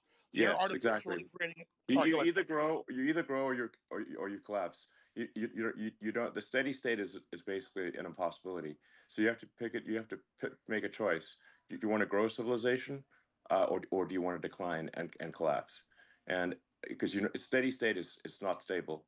So, and I say we grow, and I say we expand, and we have more humans, and we become a multi-planet species and a space-faring civilization, and ultimately be out there among the stars. And I think that is the exciting, inspiring thing for the future. Not a declining human civilization that dwindles to nothingness and where humanity dies with a whimper. And that's the bottom line. I think it is the battle of people who believe in humans and humanity and want it to expand against people who are so selfishly going through the earth and so selfishly orientated that they don't care about expanding civilization. They just want to control the humans that are currently here. And Andrew, I totally agree with you. Hubris and an arrogance. I totally agree. Let me throw this caveat on it, because I've read the writings of Bill Gates and Klaus Schwab and the Club of Rome. They know we could easily expand. There's plenty of room, hundreds of billions of known galaxies. They know that this is just a seed that's going to not just grow into one giant oak, but an entire forest, an entire universe. And so they want to shut everybody else down because they can't deal with the competition from the Elon Musk that come out of the general public. They want a global tyranny so they can direct it and control it, so that they direct the expansion. And we can't let that happen, because they literally talk about it in Agenda 21. the official UN plan, a 90% world population reduction. So we need to go with the Elon Musk plan. And that's why I tell people that get upset, they go, Elon Musk is involved in every advancing technology. The globalists are pushing that too. Well, technology is like a gun. It's whose hand it's in. And so we need the gun in the people's hands, the gun of expansion, instead of in the globalist hands. And so just because Elon Musk is on the cutting edge of every technology, don't fear the technology like some troglodyte. Fear us not being in control of it. And Elon is saying we need to be an expansionary human explosion of competition and freedom, not some new dark age with a tiny breakaway civilization that's only working for itself. Sorry, I'm ranting. No, but you're completely right, because if Elon doesn't push these boundaries, they will push these boundaries. And once they have the sole control and the monopoly over such technologies, it's over for all of us. And I don't think most people understand. It simply is the humanistic view against the death cult view. And there's people in the world who have no interest in growing humanity, no interest in advancing the species as a whole. Their interest is in power and control. And all they want to do is have absolute power over the people that currently exist and their children. And you can talk about all the perverse reasons they want to do those exact things, but it's truly scary. And all the people at home who don't really understand the gravity of this fight, they seem to think it's right wing, left wing, ha ha ha. Yes, exactly. They're thinking about it the wrong way. It's sorry, I just got a little X here. But you're totally exactly. This right left is it's the wrong way to think about it. It's the sort of the extinctionists versus the pro-humans. And once you see that it's extinctionists versus the pro-humans, then it becomes very clear. So, Elon, when are you going to? I know you got 100 irons in the fire, but when you talk about we need to create a plan B for humanity, well, that's really no. It's not a plan B.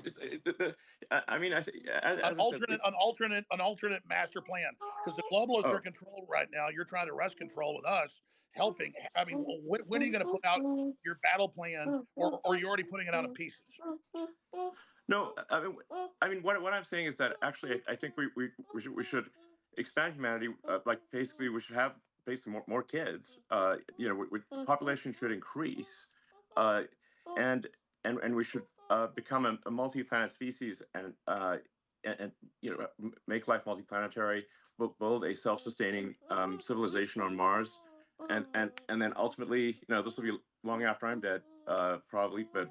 Almost certainly, we can go to other star systems and go out there and I don't know, maybe we'll find some long dead alien civilizations. And I don't think we want to be one of those lame one planet civilizations that never got beyond, its home planet. I mean, we gotta, what are the aliens going to think of that? It's like we got to make a good showing. Team Human. Well, Let's go. And that would absolutely that would be certainly disappointing. But it's essential and truthfully, it's so amazing we even speak about these things. Only 2 years ago, you couldn't even speak about these subjects, but it's so pertinently obvious to anyone who pays attention. And it is scary. And expansion and humanistic views are certainly the way to progress. And it has to be done. There's no other way. Just like a business, just like you guys said, if you stand still, you die. And it takes a few brave people to break the matrix. You have to break the dam. And I think bravery is so important because it puts a crack in the dam and it shows that if there's people out there brave enough to risk getting canceled, risk lawsuits, risk lawfare, then it's going to inspire bravery amongst the rest of the populace. And it becomes extremely hard to lie to brave people. And I think that's one of the largest pandemics of Earth today is bravery. And when I say bravery, I don't mean that in any kind of negative connotation. Bravery is being full of love and loving the people around you and sticking up for your community and loving where you live and loving your country. And it's brave to do those things. And it's love. What do the globalists teach us? Children are bad. We're ugly. Humans create all this racial division. They want us to hate each other, so we just give up, roll over, so the globalists can have the future. I would just like to say the globalists are short-sighted too, because the thing is that you can't really separate yourself from civilization. So I think those who are sort of advocating like it's really I think it's just logical to be pro-civilization. You don't actually necessarily have to be altruistic. You just have to think long-term and say, obviously, you cannot exist in any good way without civilization. I mean, just watch one episode of Naked and Afraid and see how much you want to go live in a forest by yourself. Well, we're in a very we're in a super pivotal moment now. And the reason we're in a pivotal moment is because the machines cannot do the policing as of yet. My brother and I often talk about how bad COVID would have been if they had Terminator machines. You didn't have your mask on. You couldn't even appeal to the empathy of the person who knew how insane it all was. As soon as the machines control the policing, it's absolutely over. And we're not that far away. So we're in a very pivotal period now where the bravery that's required to resist the globalist oppression has to happen now. Soon the technology will exist, and it's over for everybody. We are at the critical crossroads right now in the entire future of the human destiny, and I called it Plan B, but I mean, Elon, what do you call it? Just an alternate plan for humanity? Because we could have a debate because the Black Rocks and the globalists are right now in control. They were 100% control. You and others have helped wrest it to maybe they're in 80% control. They're losing control very quickly as people discover what they're doing. But what would you call the debate and the discussion about a pro-human future? Just team humanity? Yeah, team humanity. Absolutely. That sounds good. But I think like something that is really important is like you just literally have to have kids, or there's no next generation. I mean, Alex, do you have kids? Yes, I do. I'm not as prolific as you, but I wish I was. They're the best thing in my life. I have 4. Okay, great. And Andrew? I do have a few. I won't let you down, Elon. I'm coming to take over your title. I'm coming to take over. I'm doing my best. You know, I got to use my good looks for something. Well, I think we ought to encourage people to have kids and this is the bottom line argument. This is what is so important. We just talked about how the globalists are ultimately selfish and only care about their own power. Most of the globalists don't have children, and of course, because they're selfish. Here's the thing: you guys are all attacking the globalists, but if you ask a globalist, like I have friends who I would consider globalists, you ask them, their ideologies are aligned that they believe that somebody living across the world is just as valuable as somebody who lives in America. And I know, there's they've already enslaved the third world, and they're using them as... No, but that's not how everybody who you would categorize as no, there's a lot of useful idiot globalists, but the globalists at the top are depopulationists. That's their religion. So maybe if you want to look at the top, you can say globalists at the top. Some of them might have that view, but if you just talk to an ordinary person who views themselves as a globalist, they're not saying, "Oh, I'm evil." They're not an evil person. They just have this belief that every human being around the globe is equal. I would call that an internationalist. That's an internationalist. A globalist wants one world government run by corporations. Yeah, well, I think you can label them differently, but I think if you talk to somebody, Henry Kissinger was a globalist. Zbigniew Brzezinski was a globalist. I'm not trying to be mean to you, but their number one rule is the Earth is too small. We can't expand. We've got to bean count and put everybody on rations. We've got to social engineer and end the normal human program because humans are failed. And they want to turn us into factory farm humans. Those are allowed to survive. I'll answer the question. Sorry, guys. If we can just say, like, some of these titles are a little confusing. If someone's an internationalist or a globalist, I think what can achieve some disambiguation here is to say, like, does someone have as an axiomatic belief that there are too many people on the Earth, or do they not? Do they believe that the Earth can sustain the current population, or do they think it cannot? Now, the reality is Earth can actually handle a human population probably 10 times larger than the current population. Earth is actually very sparsely populated by humans. We only see density because if we're in a dense urban environment like New York or Boston, London or something like that. But if like here would be like a good test. If you took a plane from LA to New York and you try to drop a bowling ball and hit somebody, your chances of success are basically 0.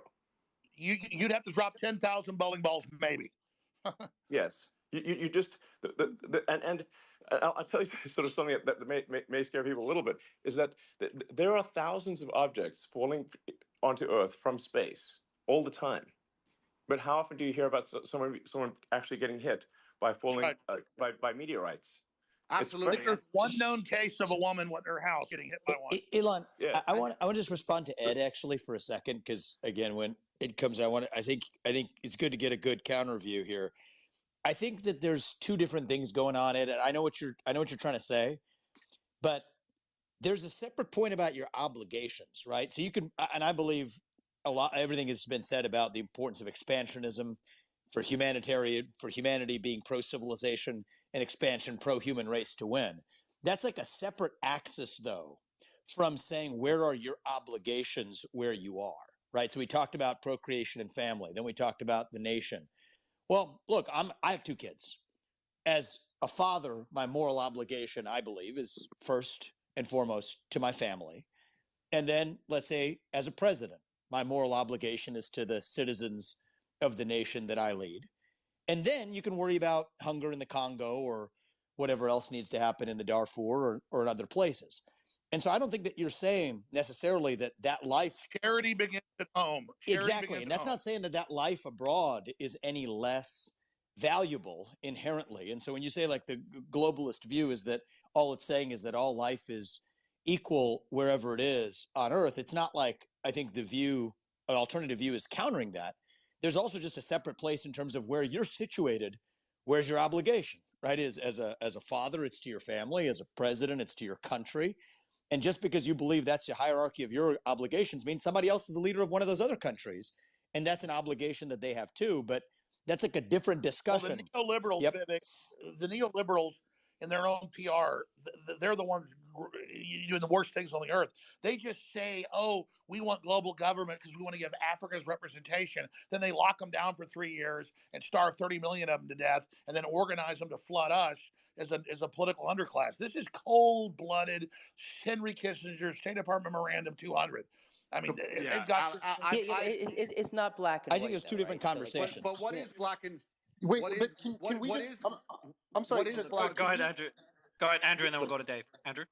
What I do believe is black and white is simply, if you read a history book, you'll see the worst things that humanity have ever done have been done with good intentions. That's what's so bad about evil acts, is that people think they're doing the right thing. And that's the most dangerous thing about it. And this idea that they look at all human life as sacred and all the same, I actually disagree. I think the reason they will prioritize people in a third world country, for example, you'll say it's because they see us as equal. I think it's because they see us now as spoilt and annoying. They don't like that we need pensions and living space and healthcare. They simply want slaves and a robot class, and they'll do anything it takes to get it, and they'll get it from anywhere they can. And when someone comes along and says, well, my intentions are good, I'm not interested in that, because you can name any Holocaust or any atrocity in history. The people didn't think they were the bad guys. They often thought they were the good guys.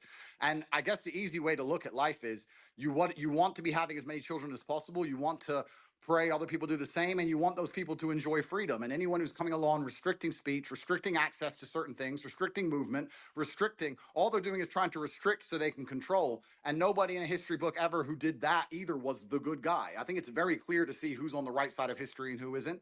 And I advocate freedom for everybody. If I disagreed with absolutely everything Alex said, I'd still be glad he's back on X, and these people can't even handle a different opinion. Do you think they're going to allow the people who have a different opinion to them to share water or share food or share anything else once they have? And the reason they don't want another opinion is they want to misrepresent what Elon Musk or Andrew Tate or Vivek Ramaswamy or any of... I'm telling you, they want us silenced so they can lie about what we said.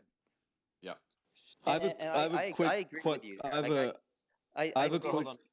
We'll go, Jackson. I'm going to go to you right after Dave.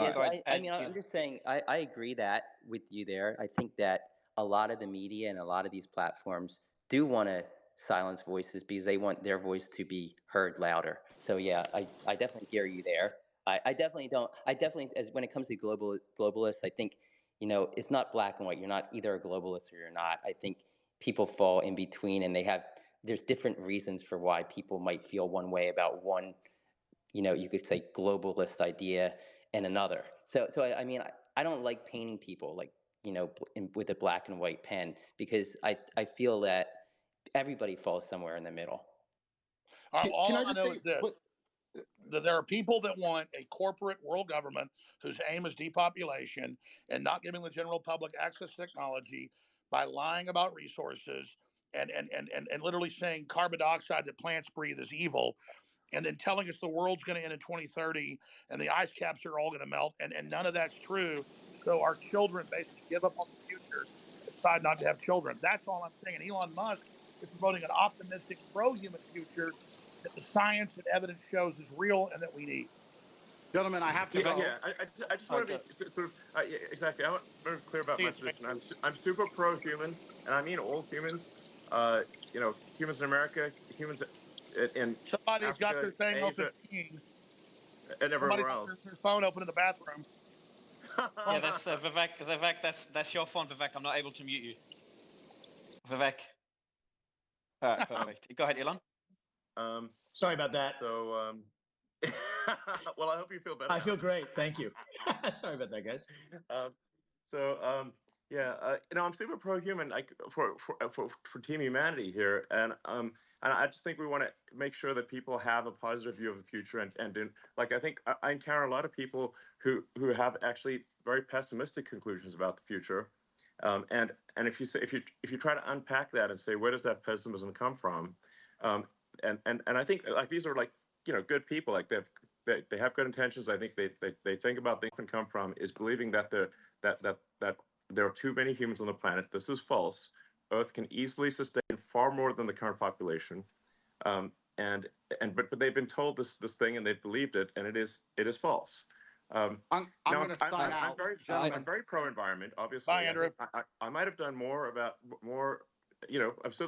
I might have done more, for sustainable energy than maybe any single human. So I would consider myself an environmentalist, but I also believe in physics and reality and not sort of being alarmist about things. Something you said was really smart, and because I've seen the equations. I'm not a mathematician or rocket scientist like you, but we need the fossil fuels to get to the new technologies and transfer over. You can't cut them all off and then not have it. They're blowing up the bridge that gets them there. Gentlemen, what I would like to say, my final point, I would like to say, I often get asked by people who follow me, they say, who controls the world? Who do you think the Matrix is? And I use the Matrix as a very simple way to explain that they purport a false version of reality that everyone buys into to keep your mind occupied so they can extract your body heat from you for the soulless machines, which are essentially the globalists we're talking about. And I try and say that I still believe that we run the world. There's a lot more of us than them. We still control the world. It's just down to what we will accept and what will allow them to do to us. And that's why bravery is so essential and so important. And I know I can come across as brash with my message. But you're not. You stop when I'm telling 16-year-olds, when I'm telling 16-year-olds to go and get rich and buy a fast car and train hard and go to the gym, etc., because these young men are far less likely to blindly comply. And it's extremely important that they don't psyop the next generation of young masculine youth. And that's why the system was scared of you, Andrew, because you were doing an extreme version of it to shock them out of it, to show them how to have a destiny, how to have desire, how to want to be into the future. And then that's the same thing in a different way. You're right. We still control the world, and it's down to what we will accept. And it's going to take bravery and love. You need to love the people around you and love the human race and love the place you're from. And I just want to wrap up by saying that I would never kill myself. And if they put me back in that dungeon to starve, I hope you will all do your very best to get me out, because I'm in a very. We will, Andrew. Love you. Can I just throw something out, because I'm going to talk to Elon Musk here and everybody else. And this is surreal. Andrew Tate and Vivek Ramaswamy. This is crazy. John. I've got a friend I want to get on. We also have Mark Dice, who's really stood up for free speech. He's on the line. If he can get a quick. I'm going to leave Alex, but I just want to say welcome on Twitter, and I think there will be more truth than not, all else equal. So hail to the truth. Thank you, gentlemen. Take it easy, guys. Bye bye. Thank you, Vivek. Bye. Thanks, Andrew. Thanks, Vivek. I have one quick question. So I guess the premise as to why Alex was banned for so long was that, he supposedly lied about an atrocity, and that goes against X community guidelines. That's not quite correct. The at least obviously this was before I acquired the company, but the actual reason for suspending him was he basically insulted a journalist. Wasn't like your purpose for keeping him? Well, he believed that because the media had said that. Now he's learned that, right? I'm just going off of what. I just looked at the logs for reason for suspension. That was basically a third strike violation. The third strike violation was insulting a journalist. This was not my decision. This is literally the Twitter logs of the old people that used to run Twitter. This is what they wrote. I guess what I'm saying is, like, under your leadership, though, the suspension was kept in place. I remember you tweeted out because You're not going to bring someone back who lied about, the death of innocent children. Yes.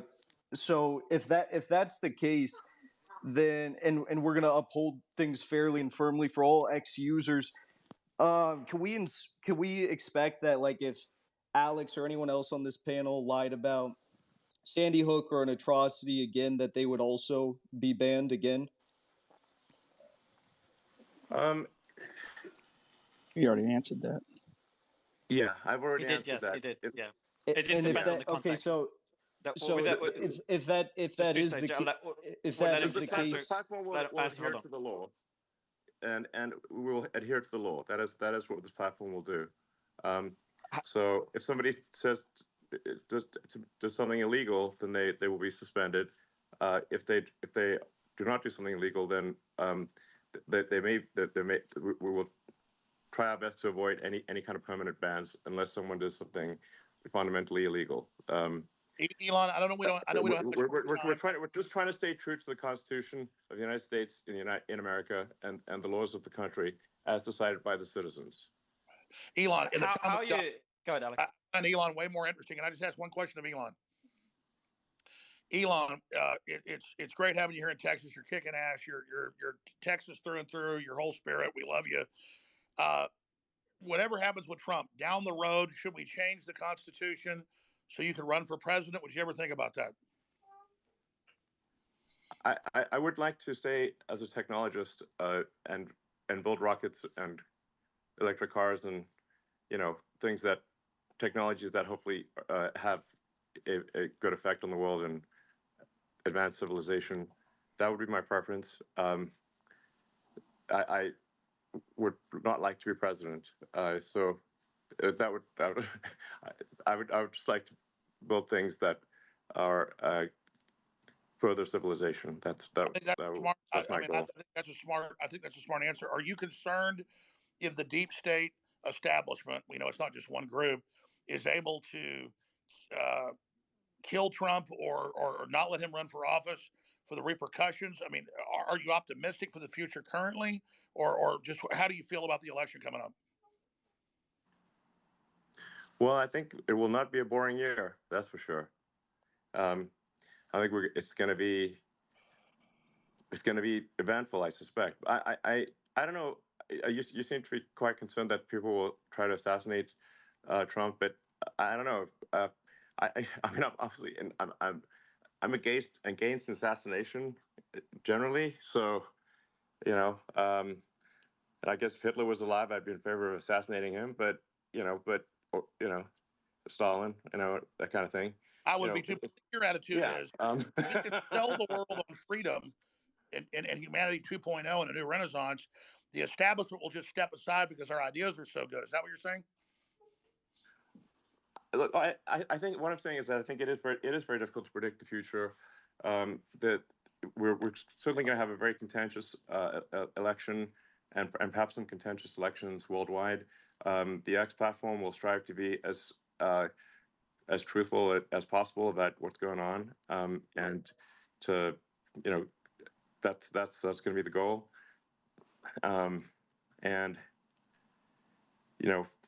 SpaceX is going to build rockets and Tesla's going to build cars, and as for what will happen, I don't know what's going to happen, but I think that, Matt, is there any big 2024 is going to be quite the encore for 2023 is my suspicion. I know you've talked about incredible jets you want to invent, so many other things. Is there any other big invention you've got on the drawing board in the back of your mind that you haven't announced to the world that you want to tell people about today? No. This would not be the forum for announcing any new products or technologies. So, I mean, we do have, the Neuralink chip, which I know some people might be concerned about, but that's really something that will take a very long time to, be in any kind of widespread use. We've got the first use, the first patient will get a Neuralink chip. This is a quadriplegic, and it will enable them to control their computer and their phone. And then my uncle was in a motorcycle accident and he was having seizures about to die, couldn't even walk. He got one. It's not one of your brain chips, but a brain chip. and actually he can walk and talk and is happy now. So that's not bad. Exactly. So, I mean, it's the regulatory stuff on this is very intense. So, the first one will have, you could think of it sort of like a telepathy. You can sort of control your computer and phone just by thinking. So it's kind of like telepathy. And then the one after that will be, I don't know, we're trying to think of a name for it, but you can think of it like blind sight. Even if somebody has lost both eyes or lost the optic nerve, is completely blind, we can actually give them some amount of sight. And ultimately, I think high resolution sight, kind of like Geordi LaForge from Star Trek, you could actually see in multiple wavelengths. You could see ultraviolet and infrared, and even see radar if you want. And by the way, for people that don't know, Elon's not lying. Even in MIT papers, they've actually done tests. That's what they say though. Is I know the problem is just narrowing the sight to our bandwidth. They say these people see everything, right? Like a full spectrum. Yeah, you can have a point at which you have a camera. You can have a camera that can receive photons of many wavelengths. So you could see, even in darkest night, and you could see ultraviolet. You could see infrared. Like I said, you could even see radar if you want. It would be a kind of thing that would I was probably trademarked something, but I think blindside is a cool name for it. It's like even if, yeah. Can we get one question from Mark Dice, because this is the best interview ever. Mark Dice is a great journalist. He stood up for me for the last 5 years when nobody else would. Mark, quick question from Mark, please.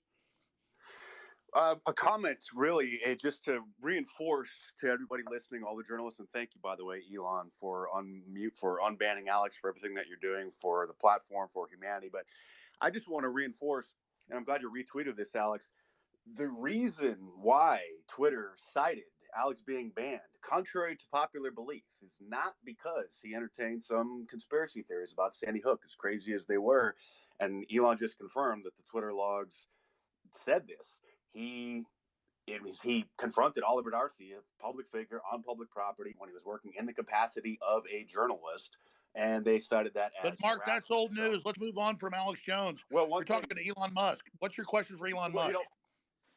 I didn't see the Twitter file in the Twitter files. Can you release data about the choices that were made regarding the trending list? Because the trending list drives the news cycle, as you know, and they can create a self-fulfilling prophecy by manually inserting topics in there, getting people to talk about them. It becomes a topic. It becomes news. Did I miss that in the Twitter files, or was that just not released? I would like more data on the manipulation of the trending list to manipulate the news cycles over the previous ownership. Yeah, well, there was a significant manipulation of the trending list, and worldwide. I mean, you can just, I'd say, like, as a general rule of thumb, whatever conspiracy theory you've got about Twitter is probably true, even more true than you think it is. Are you taking precautions? Now, no, go ahead. Yeah, I think the path to, having a sort of a clean system is maximum transparency. So that's why, like, for community notes, the software for community notes is completely open source. You can see every line. The data for community notes is completely open source. You can see the data, you can see the logic, and you can independently create the community note conclusion. So you can tell right away if there's manipulation, and there's always going to be with these things. It is not black or white. There's always going to be some degree of manipulation, but you just want to try to put as much sunlight on it. As I say, sunlight's the best disinfectant. You want to have it be as clear and transparent as possible. This will minimize the amount of manipulation. So the more visible something is, the less it is in the shadows, the cleaner it will get. Will not be perfect, but it will be much better than something that is hidden. One other point, I hope that you're making precautions for the possibility of X being banned from the App Store, using it as a save to home screen type of a feature. As you know, that's probably a very real possibility over the next 12 months. But one other thing here, and again, appreciate your time. I would also just politely ask that the Infowars account and Owen Schroyer and Rob Dew, they're employees of Alex, be unsuspended. They were lumped in with that initial suspension. And maybe I think it's time. I do believe CNN violated the terms of service of harassment. They posted a video a while ago, years ago, showing them harassing a poor old lady because she shared something on Facebook that originated from Russia. And you can see on the house, they show up to her front yard, you can actually see her address, the number plate right on her house, and that's still on Twitter. So, but Mark, let's not become them. Let's just Yeah, thank you, Mark. exactly. Yeah, I just kind of want to troll them, give them tapes to their own medicine. But anyway, I do want to be clear that doxing, which includes revealing the pseudonym of someone. So I want to be clear. Sometimes some publications have claimed that revealing the pseudonym of someone is not doxing when it obviously is, will result in at least a temporary suspension. We will be very reluctant to give permanent suspensions, but we will give temporary suspensions for any kind of doxing activity or anything that endangers the health of another person in a meaningful way. And that includes major publications. That it does not matter who you are. It doesn't matter how big you are or small. I should say this. There is one. We do have a UN exclusion rule, which is that if it's a head of state recognized by the UN, even if they say things that are, kind of crazy, which they do, then we don't suspend a head of state.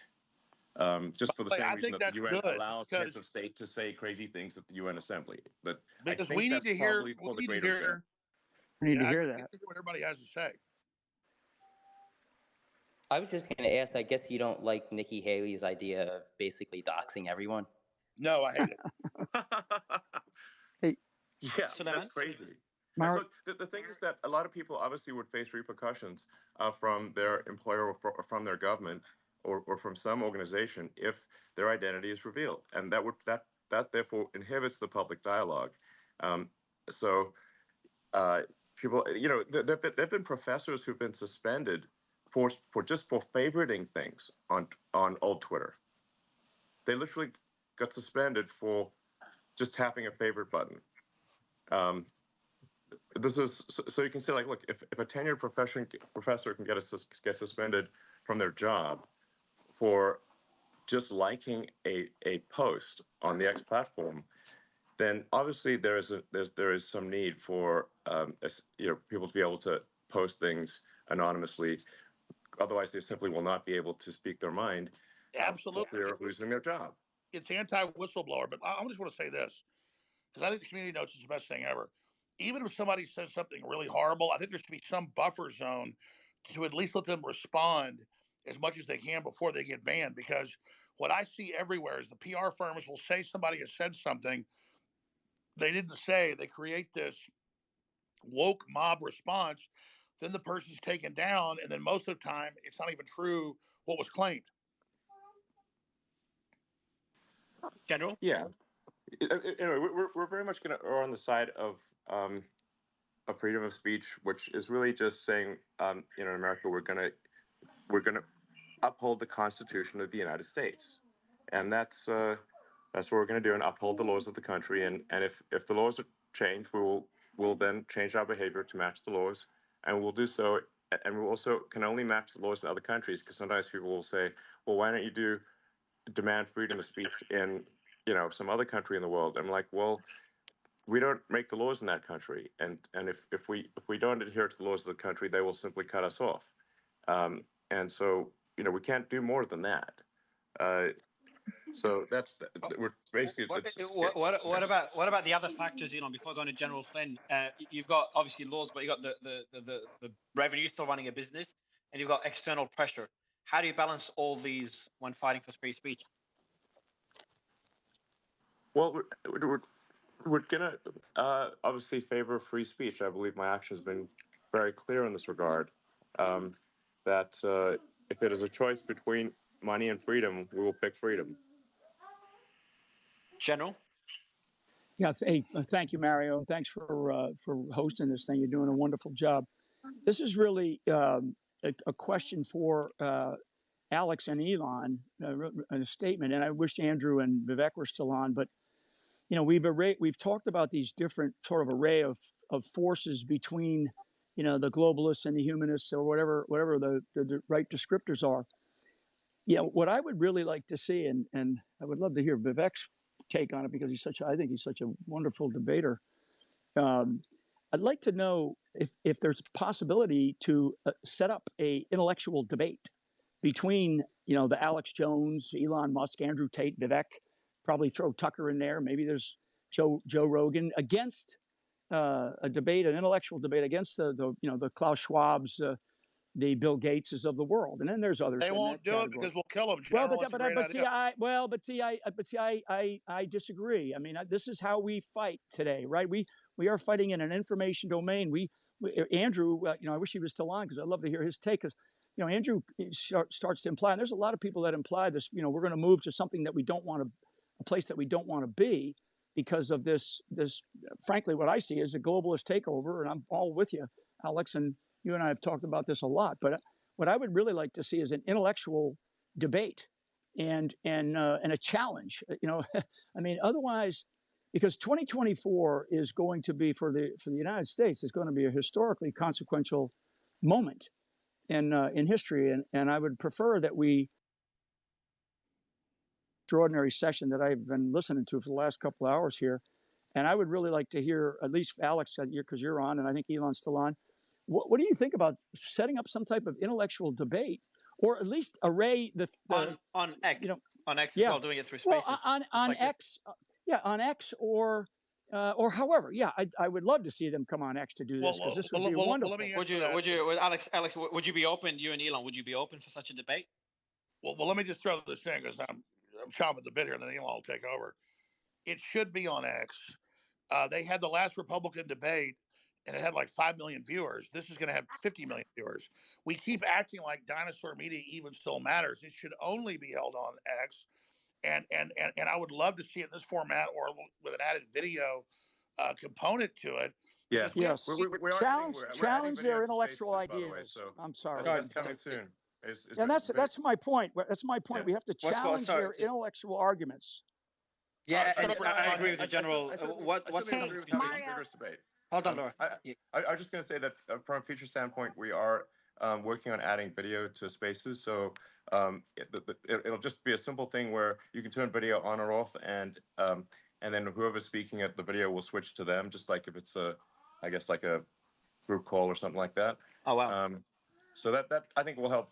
It's because it's helpful to see people's body language as I speak. It conveys more information if you can see their face and their body language if they wish to.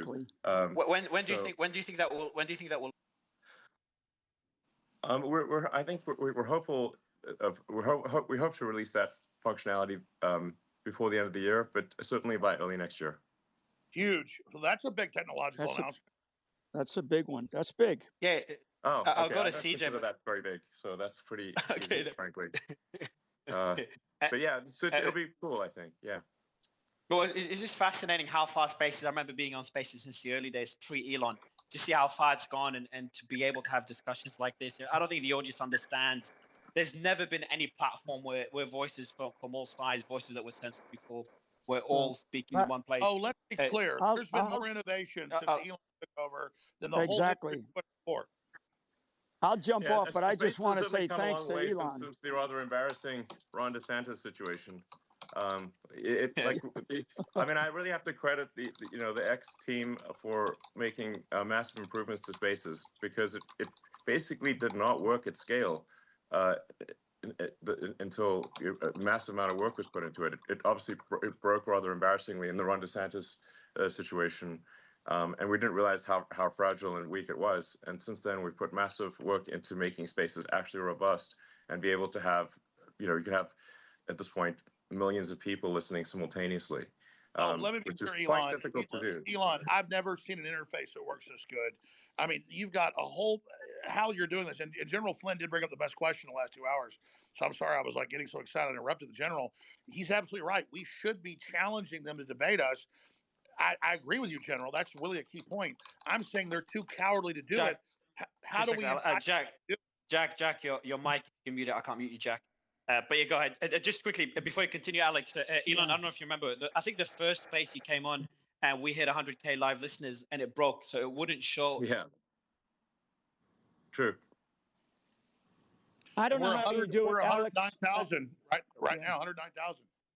Yeah, I don't know how you do it, but I know that that we have to do it. We don't have I think we are in a place where we don't have a choice right now. I think the intellectual arguments on their side, I just think that they're going to fall flat, and they don't really have a good argument. And Elon mentioned it early on about, how much energy it takes to lie. I mean, it just does, to lie to so many damn people. But we have to pick this fight. It has to be intellectual. Our intellectual arguments are much, much stronger. And I just think we have to have the right type of people. And, those people have been on here today and invite these people. I mean, if they don't want to come, we call them out as cowards. I mean, wait a minute. Being poor and everybody, wait a minute. General Flynn, hold on a minute. I'm going to call you out right now. Eating bugs, drag queen story time, open borders, World War III. You're saying that's not how you're saying their plan isn't wonderful? Hey, for a guy that has had to eat bugs, Alex, they don't taste very good. So, yeah. I'll go one step further. I think we should see a 2v2 MMA duel between Elon and Alex versus Klaus Schwab and Bill Gates. I think that'd be the real. I think Elon should call them out. It'll be bigger than the top UFC fight if those cowards will show up. My God, it'll be their Waterloo. Elon, you know how the media works. Do you want to call them out, and then you'll get that snippet all over the media? Well, I'm certainly happy to have a debate with Klaus Schwab or others. I think you guys maybe been following what's going on in Davos more than I have, and certainly more than the vast majority of people have. I think most people don't even know that there is a conference in Davos or the World Economic Forum. And I've only seen snippets, but some of the snippets are concerning, and I don't think we should have sort of an unelected quasi-governmental organization deciding our future. Who said who made them the boss? Do people even know that they're doing this? I'm not okay with some organization, that I don't vote for, controlling, my destiny or that of other people. And they, I don't know if they're necessarily fully controlling, but they certainly are influencing things. And and it's, I just don't. I think an unelected world government is not a good idea. Well, how much Elon Musk breaks the internet? Elon, on that point, CJ, I'll go to you right after for a question, then Suleiman. But on that point, how much control, you kind of changed it, whether control or influence? Because on one side, you've got people that say, they control the world. Every decision is kind of influenced, or they make that decision behind the world. On the other side, there's the people making the argument that they're trying to do the right thing, and things are being taken out of proportion. It's all a conspiracy. Where do you think on that spectrum, in your opinion, we stand? Well, I mean, the original premise of the World Economic Forum was to have some kind of forum where there would be interaction between government leaders and commercial leaders, sort of the heads of corporations and governments, and that there would be some forum for them to talk. And like that original premise, I think is not a bad one. Because right now you've got the UN, but that's just government to government, and you've got a bunch of sort of individual situations where commercial leaders will meet with government people one-on-one, but there's the sort of the good part of the World Economic Forum is it's probably good to have some dialogue between commercial leaders and government leaders internationally. That's I think the positive side, and that's originally how I heard about the World Economic Forum, and I was invited to speak there many years ago, which I was just too busy working, and I was like, well, I can't really go spend 5 days in Switzerland. I have work to do in America, and they really wanted me to come talk there, but also pay them $20,000, and I'm like, that doesn't make sense. So I declined the invitation. Now it does seem that since inception, perhaps this organization has gained a bit too much power and a bit too much influence. and I think it probably, it should have less power and influence, is my opinion. Elon, I have a See, Jeremy, quick question. You tweeted about the imprisonment of the American Chilean Gonzalo Lira in Kharkiv, Ukraine yesterday. I'm curious if that imprisonment of an American for speaking his mind on YouTube and X has caused you to consider further support for Ukraine, albeit through Starlink or other means. And also, unrelated to that, can you provide any updates about Starlink for Gaza? Yeah, I mean, I generally think, look, I understand that if an American citizen is in another country and violates that country's laws, or what those countries' laws, even if their actions would not violate the laws in the United States, that person would then be put in prison. But in the case of Ukraine, the United States is providing a vast amount of aid to Ukraine, and the United States government has an obligation to protect its citizens. And so I think, even if one disagrees with what that I guess YouTuber or journalist, depending on your perspective, what they posted, I feel uncomfortable sending massive aid to Ukraine if they're putting American citizens in jail for doing videos on YouTube. That's not cool.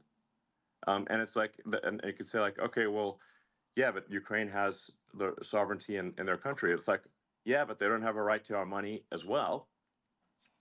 So it's like, they don't have a right to our money and support and to imprison and mistreat American citizens. Well, that's right. And look, Pick I don't one. have a dog in the fight. Russia, Ukraine. It's an old ancient fight between the two countries that's been going on for 1,000 years. It's a Slavic civil war, but Ukraine is arresting the Orthodox Church. Ukraine, even the mayor of Kiev has said Zelensky's becoming a dictator. So all I'm saying is this black hole we're feeding hundreds of billions into, we should at least be able to debate it. And if an American journalist is critical, he doesn't deserve to be put in a gulag. That's very dangerous. I agree, Elon. And as for Starlink for Gaza? Yeah, and on the Starlink for Gaza front, I mean, obviously that place is currently a war front next level. So in order for Starlink to be used in Gaza, terminals have to be brought in, and they have to be used in a way that where it is there's a high degree of certainty that they are not being used for any violence. So now, there are only really two ways to get into Gaza. One is through Egypt, and the other is through Israel. So if there was like a situation where, say, Egypt was willing to let a Starlink terminal in, and that we could have very high certainty that the terminal would not be used for any kind of military purposes or for violence, then we would support that. Egypt has not stepped forward, to the best of my knowledge, in that regard. And obviously, we're not going to be played for fools here, where if an organization would perhaps pretend to be using Starlink for peaceful purposes, but then actually use it for violent purposes, we will basically ask for a webcam on that thing 24/7, and if there's the slightest concern about it being used for violent means, it would be turned off. So that's the situation there. I mean, it is a very difficult situation, and I am sympathetic to Israel, but I also I'm sympathetic to civilians in Gaza. So it's not. Elon, I'm pro-human, to be clear. 100%. And so Elon, yeah. It's just like, here's the deal. I'm not pro-Russian. I'm not pro-Ukraine. I hate the war. I'm pro all of them. I agree. But when you learned that they were using Starlink to rig up robot boats to blow up battleships when Russia said they were going to launch nukes if they did, you didn't sign up Starlink to be a weapon system. It's very fair to say it's my company. It's my. Well, yes. To be clear, the Crimea and the sort of sea around Crimea was an officially sanctioned area by the United States, and we were not actually the Starlink cells were not turned on in Crimea, in the area around Crimea, because of U.S. law would prevent us from doing so. There was a Ukrainian attempted attack on the fleet in Sevastopol, and I got an emergency call saying like, "Hey, we need to turn on the cells around Sevastopol." And I'm like, "Well, that's currently a U.S. sanctions zone. We would need permission from the U.S. government to do so." And in fact, I don't, and it would also mean that we are directly complicit in an attack on the Russian fleet directly. It wouldn't be, there's no plausible deniability here. Now, if even though I'm not the biggest fan of President Biden, but if President Biden had called and said, as the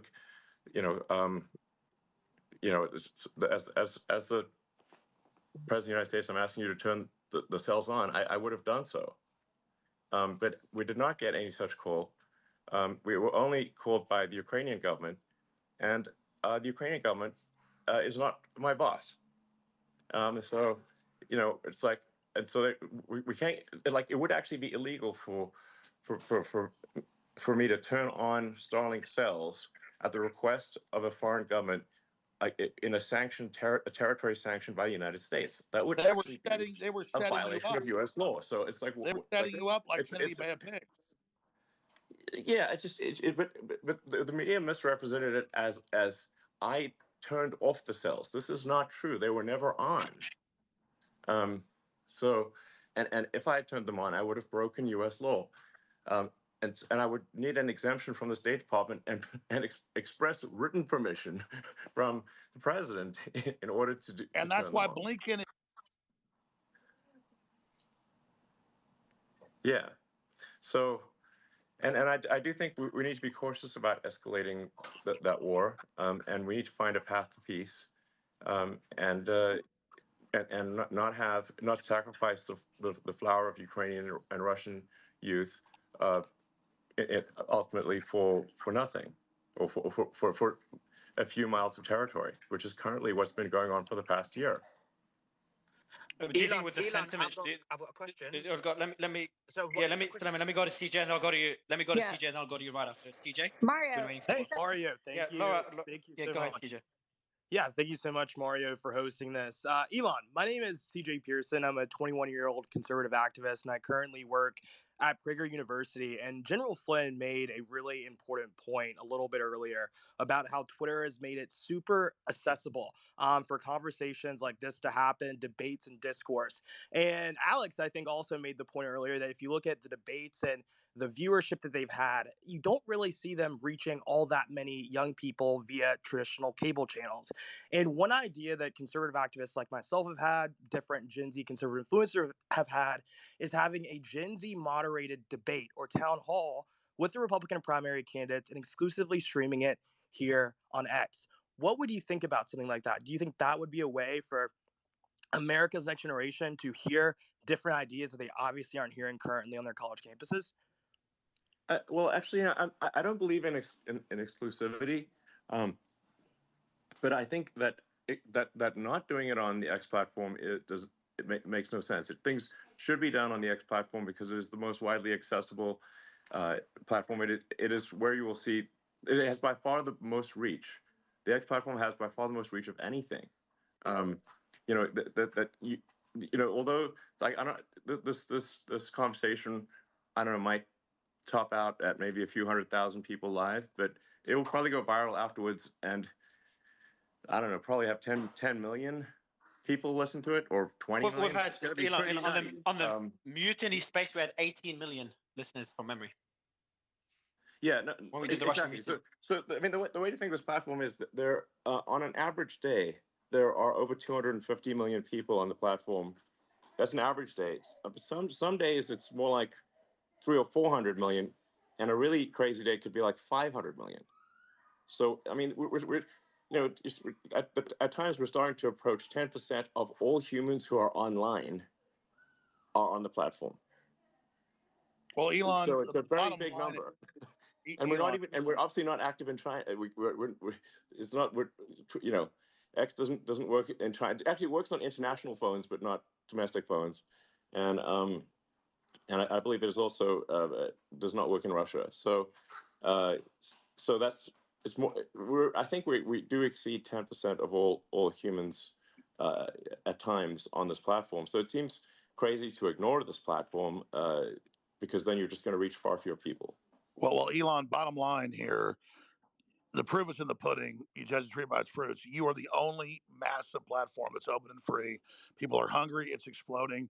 This is the example for the world, and we're trying to stop war. We're trying to create a pro-human future. This is what this is really all about. I've been very honored. Alex, before you're honored, just to give you an idea of how Spaces works, and just in the last couple of hours, that was meant to be an interview with you. Then Elon jumped on, Andrew Tate, his brother. We just had Vivek jump on, and Matt Gaetz just jumped on as well. Loved it. And that's one thing with Space. You just never know who could come up. Matt, how are you? I'm great. I'm enjoying hearing Elon's perspective on adding value to all of our followerships and allowing us to engage. Your thoughts on Alex Jones being back on the platform? I think it's great. Alex has been someone who's provoked a lot of critical thinking from policymakers and broad audiences. You know, of course, there are things that I'm going to say that would offend people, things that Alex would say that would offend people, but I think they'll just have to be offended. I think it enriches the discussion to have Alex back. Suleiman? Yeah, I've got a few questions. My first question is, we've seen extremely positive steps in terms of the return of Alex Jones. We've seen the return of Andrew Tate. We've seen the return of President Trump. And so X is definitely moving towards a free speech platform. My question is, when will we be able to get to a situation where it's completely free speech and it's just based solely on following the legal laws of the country? I know it's a process and it takes time, but how far do we envision this happening? How far in the future? Well, I think we've made dramatic progress over the past year. You know, it's only been a year since the acquisition closed, and it's been quite difficult to. We had to not just keep the wheels on the bus, but upgrade the bus while it's going down the highway. Well, Elon's cut out. Thomas Jefferson said, "We will not be transported to a state of liberty on a feather bed." Go ahead. Is Elon back? No, I think he might have gotten a call. No, you're back, Elon. Okay, sorry. Yeah, I'm just saying it's been quite difficult to keep the wheels on the bus and upgrade the bus while barreling down the highway at 100 miles an hour. So that's kind of where things. But I think we've made tremendous progress in a year, and I think that progress I think is accelerating. And we keep cleaning up the code base and simplifying it and providing more transparency and providing more clarity and obviously improving freedom of speech and getting closer and closer to the law. And I just want to say, with respect to the law, I am a strong believer in the law. So you'll sometimes read an article where it sounds like I'm some crazy maverick who just likes breaking the law. It's like I am subject to so many laws that I might be hundreds of thousands of laws, maybe millions.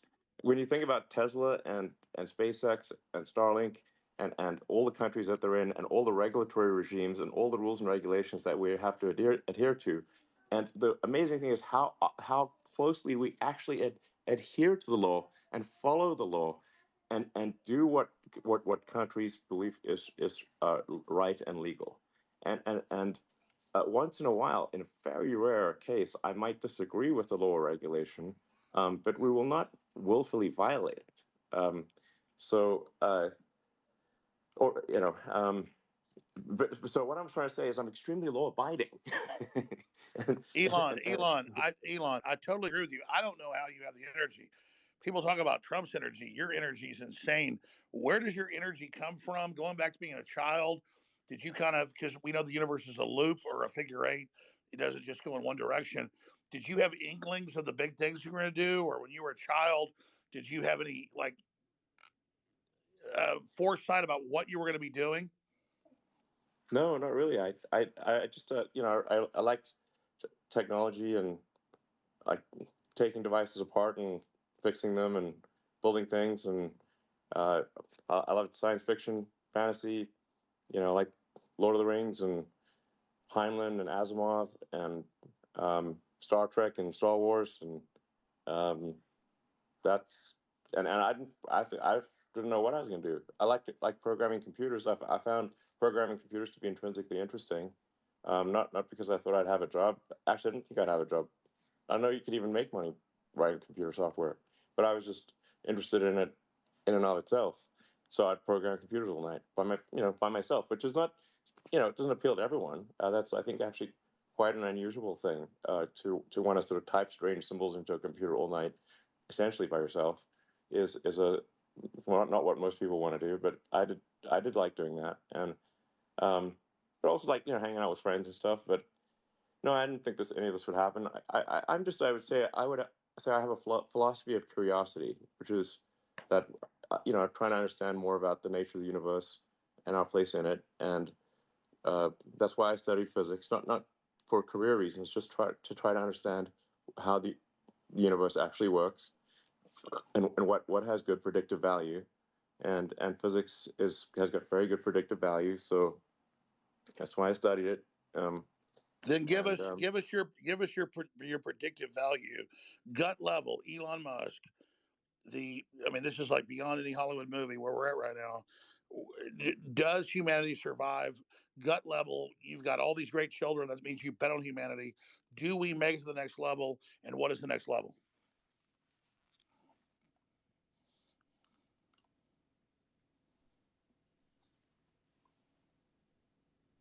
Elon, you there?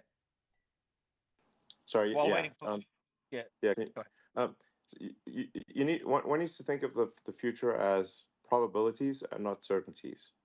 So then, any given action that we do can affect the probability of a good outcome. There are no certainties that I can determine, or at least I do not have a crystal ball that can predict. So we're changing the future. Yes, I think by our actions, we can individually take actions that improve the probability of a good future and the furtherance of civilization. And I think we should, take those actions. And some of that involves we got to have kids, or there won't be a next generation. And we've got to educate them well, and I think like I said. So don't hold. Let me say this point. Let me ask you this. Yeah. Let me ask this question, Elon, because you're obviously a genius. We're here talking to you right now. Don't predict the future. Be the future. Yes, the best way to I think, and that's, I forget who came up with this, but the best way to predict the future is to create it. Yes. I do want to. Jason Calacanis is here, and they've started. Yeah, let me go to Jason quickly, Salaman. I'll go to you in a bit. Jason, a quick question to you first. Would you have Alex Jones on the All In podcast? Sorry to put you on the spot. Well, I have him here now, so would it be okay if I asked him three questions? Please, go ahead. Yeah, but Elon's far more fascinating. Please ask Elon questions. Jason. Well, Alex, my first question for you is I'm curious if you'd be willing to answer three questions about the Sandy Hook parents. Oh, great. Yeah, sure. Go ahead. Well, I mean, you now have your freedom of speech and you're here. So I think a lot of people are wondering what theory or evidence led you to believe that that was a fake, staged situation. He's already answered these questions. Yeah, every time well, no, but we're here on Spaces for the first time. Let's ask him. No, he already answered this like 40 minutes ago. Yeah. Let me answer this. Everything I say is misrepresented. You'll say I'm saying it again. I believe it happened, and I'm sorry, and I apologize, and I'm done. Okay. And so what did you get wrong about that situation? Like what led you? Because you've investigated these situations many times, right? That's kind of what you do as a journalist or an entertainer. And so what did you get wrong there? And then Elon, what real world harm did it do? Let me answer your question. I respect Elon. I answered this question. I said it's probably the last time I'll ever talk about it. I'm not going to live in Groundhog Day. I believe Sandy Hook happened. I've been through hell over it. I was not the guy that first questioned it. PR firms blew it up and made it my identity. It's not my identity. My identity is humans' future, Team Human. What Elon Musk is doing, I'm never talking about it again. That's your answer. Got it. Okay. So what would you do differently in the future when going after some conspiracy theory like this? And do you believe that when you go after these conspiracy theories, they can have real world harm, i.e., your fans knocking on the door Yeah, I of got it. Sandy Let me Hook ask you a parents? question. Yeah, I get it. If I would comment on what people are saying on the internet when something has 50 million views, I will be blamed for their questioning. So I'm very careful about that now. I didn't realize I had 30 million viewers a day back then because I wasn't looking at the analytics. But yeah, I've learned a lot of lessons that the media and PR firms will misrepresent what I'm saying to then attach themselves to me and play victim. So I'm not talking about it. I won't even say the name of it. What I will say is I'm at X right now, and it's blowing up and taking the planet back for humanity at Real Alex Jones. People should follow it there and hear what I actually say. And I don't talk about the school shooting. That is not who I am. That's what PR firms. Yeah, Jason, I should say that the Sandy Hook issue was the first thing I raised with Alex. He did answer it at length at the beginning of this the conversation. So I think you may not have heard the Yeah, answer. I didn't hear the start of it. I was alerted to this towards the end. I think the issue, Elon, candidly, I'm not saying I'm not commenting whether I agree or disagree with his answer, but it was the very first thing that I asked when I got on this Spaces conversation.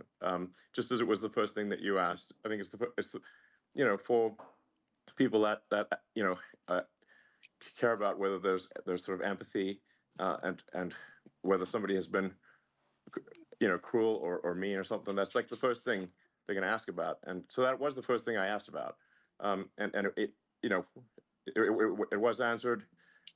Once somebody can agree with that answer or not. And no matter how just many so times I did ask it.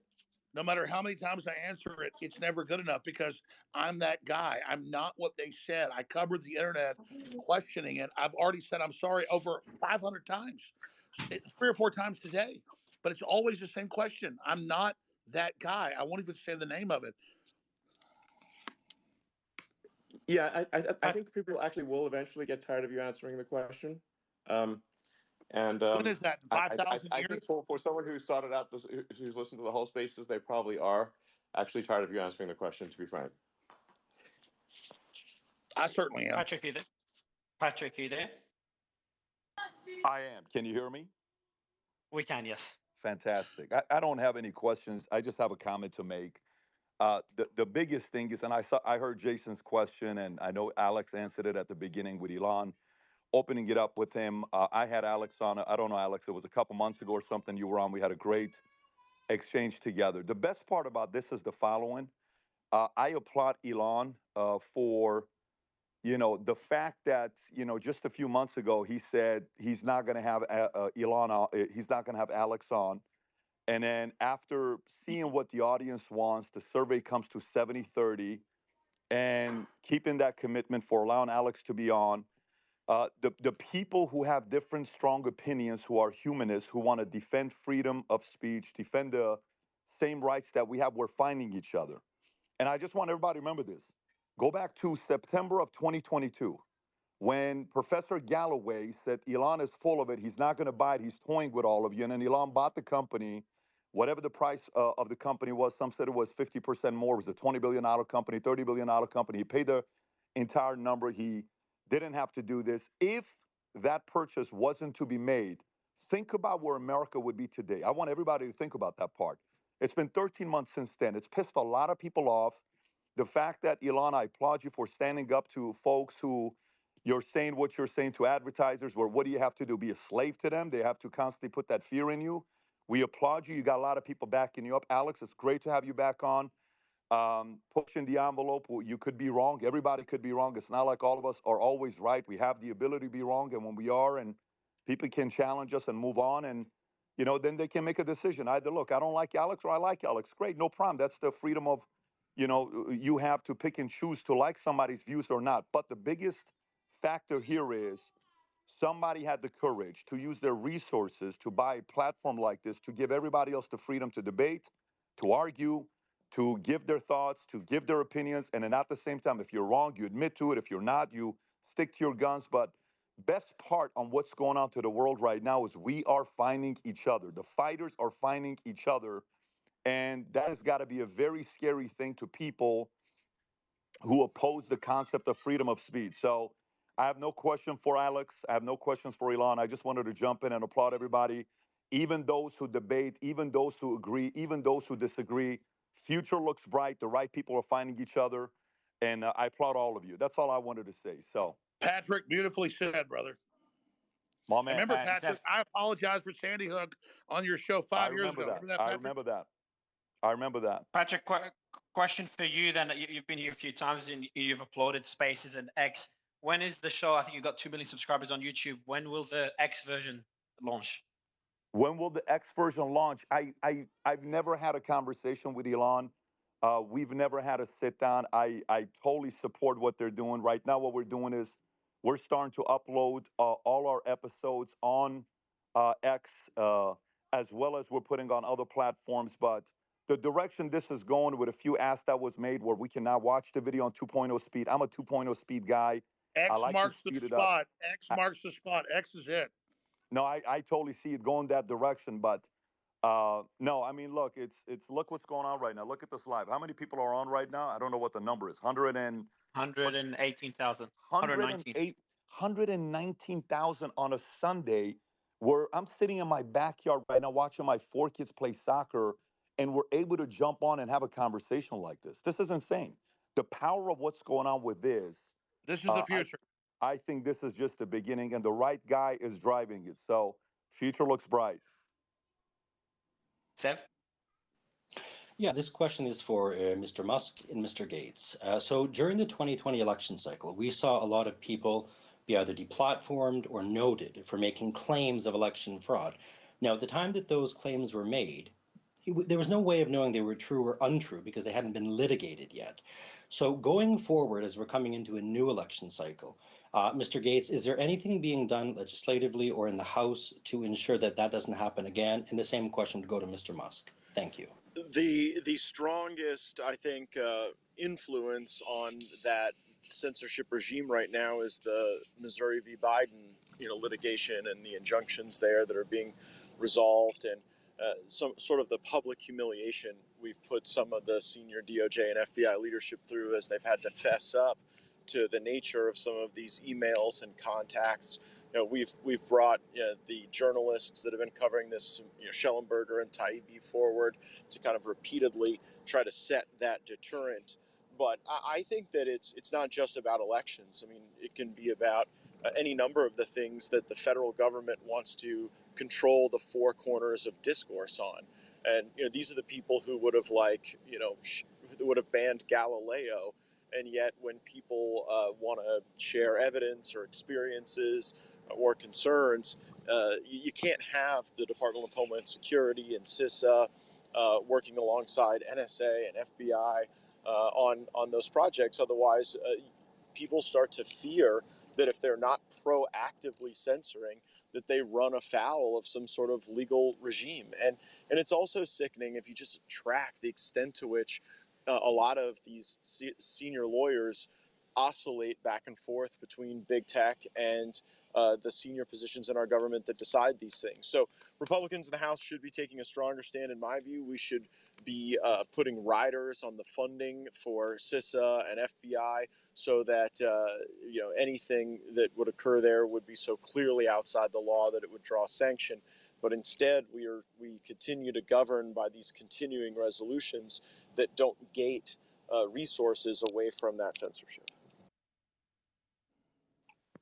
Well, actually, Congressman Gates, the fact you mentioned that about the FBI and CISA, this has been the huge thing that's come out of the Twitter files, and it was a two-way street. So while you're tracking what the government was doing in 2020 vis-a-vis censorship, really leaning on regards to the Hunter Drive laptop, which we released in October of 2020, this is actually a huge question for X going forward into 2024, because Elon, you've said that you want to be in working in conjunction within the confines of the law, but the question is, if that law is being enforced by the law enforcement agency of the FBI or the DHS, and then they come to X and say, these posts need to be censored, this information needs to be censored because we've determined whatever it is, how does X make that determination? Well, if we believe that something is not in accordance with the law, then we will ask a judge or jury to make a decision. I've So actually been yeah. here. We don't have much of it. That is the best we can do. So and I just want to. You just cut out again, Elon. You got a call. Oh, sorry. You're back. You're back. Yeah, I just want to be clear that the X platform will aspire to be as neutral as possible, and that's and to be as open and transparent as possible. I think we will be. I think we will achieve maximum transparency. I think we'll be fully transparent. Hopefully by early next year. But I'm confident we'll be fully transparent by the time there's an election next year. So like basically people will just see anything that is happening on the system, and nothing will be hidden. That is the goal. Well, if those agencies, though, the FBI, the DHS, et cetera, if they reach out to X, I believe they called it defensive briefings in 2020 regarding, which eventually culminated in the censorship of Hunter Biden. If they started reaching out again, would that be something that you or the team, and no, I can understand if you don't want to answer now, but you would consider making public? We will be as transparent as possible with that, you know. Yeah, and frankly, if I think a government agency is breaking the law in their demands on the platform, I would be prepared to go to prison personally if I think they are the ones breaking the law. Redhead, and then Alex and Benny. Great, thank you. Hi, everyone. I'm Josie. I'm the redheaded libertarian on X, and I'm a revolutionary historian, and I do outside media work at timcast.com. I just wanted to jump back to X as a free speech platform. Elon had mentioned constitutional speech will be protected, and there's some confusion as to what that constitutes. Constitutional speech. So I just wanted to help kind of clarify that for some listeners who might have questions.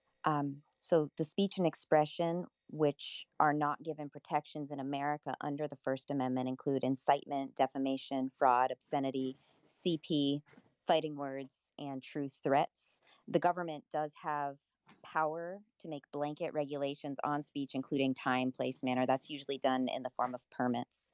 And when it comes to slander and libel, those are defamation adjacent and need to be proven, as there's no such thing as a false opinion under the First Amendment, only a false fact. But many times, by the time the due process is through, the damage has already been done. I mean, we saw that with the Me Too movement, particularly with Justice Kavanaugh. We saw that with Alex Jones, the Tates, Nick Sandmann, Kyle Rittenhouse, where the kind of propaganda machine took over, and truth was lost for a period of time. So when it comes to obscenity, that's the hardest constitutional violation to prove when it comes to the expression of that, because it has kind of a standard of I know it when I see it. So there is something called the Miller test to determine whether something is deemed legally extreme. So I hope that helps. Yeah, so we're not doing drag queen story time here. We're not calling for violence. We're not hacking websites. We're promoting freedom. That's why we're censored. Yes, exactly. Alex? Yes. Hi, I just Alex. wanted Hey, to. Alex. No, you're good. I just wanted to thank Elon for his commitment to free speech, reinstating Alex, of course. Welcome back. And I just wanted to. I think it was Mark Dice earlier who raised this with Owen Schroyer's ban. I just wanted to note that it didn't have anything to do with the InfoWars thing. It actually had to do with the fact that he called for people to come to a rally, and Media Matters actually did a hit piece. And they said that it would violate Texas's social distancing order. So that's how they actually got him banned, was through a Media Matters hit piece. So in response, Twitter 1.0 banned him. So I just wanted to get any thoughts on that. Oh, it's perfect timing. Elon, maybe you can also give us an update, if there is any, on Media Matters and why you decided to sue them. Yeah, Media Matters is an evil propaganda machine. So I just generally am against evil propaganda machines, and so we are suing them in every country that they operate. and we will pursue not just the organization, but anyone funding that organization. I want to be clear about that. Anyone funding that organization, we will pursue them. Media Matters is an evil propaganda machine. They can go to hell. I hope they do. So, based. Yeah. Benny? So, I need to, just step off the call at this point. So I just have some family obligations. But I think it's been certainly a very interesting conversation. I suspect this will go viral. Probably snippets of it will go viral in a way that don't entirely represent the situation. I hope that anyone who reads about it or hears about it actually just it takes the time to listen to the entire Spaces conversation. It will be saved. I suspect there will be probably many millions, if not tens of millions, of people listening to the conversation. I just hope that they listen to the whole conversation and not just small parts of it. Elon, I totally agree. And let me just say, thanks for reinstating me. I'm going to do the best job to not be misrepresented. And I thank you. And I thank you for the freedom you're promoting, the pro-human future. We're on Team Humanity. Thanks for spending 2 hours with us plus. And this has just been surreal. It's really been amazing. So X is where it's at. Thank you, Elon Musk. You're welcome. Like I said, I'm very much in favor of the supporting the in the United States, the laws and Constitution of the United States. And I think if we start eroding, if we erode freedom of speech, we erode the foundation of democracy. The bedrock of democracy is freedom of speech, and we must do everything we possibly can to protect that. Thank you. Well, thank you, Elon, for all the time. And I want to thank this whole crew.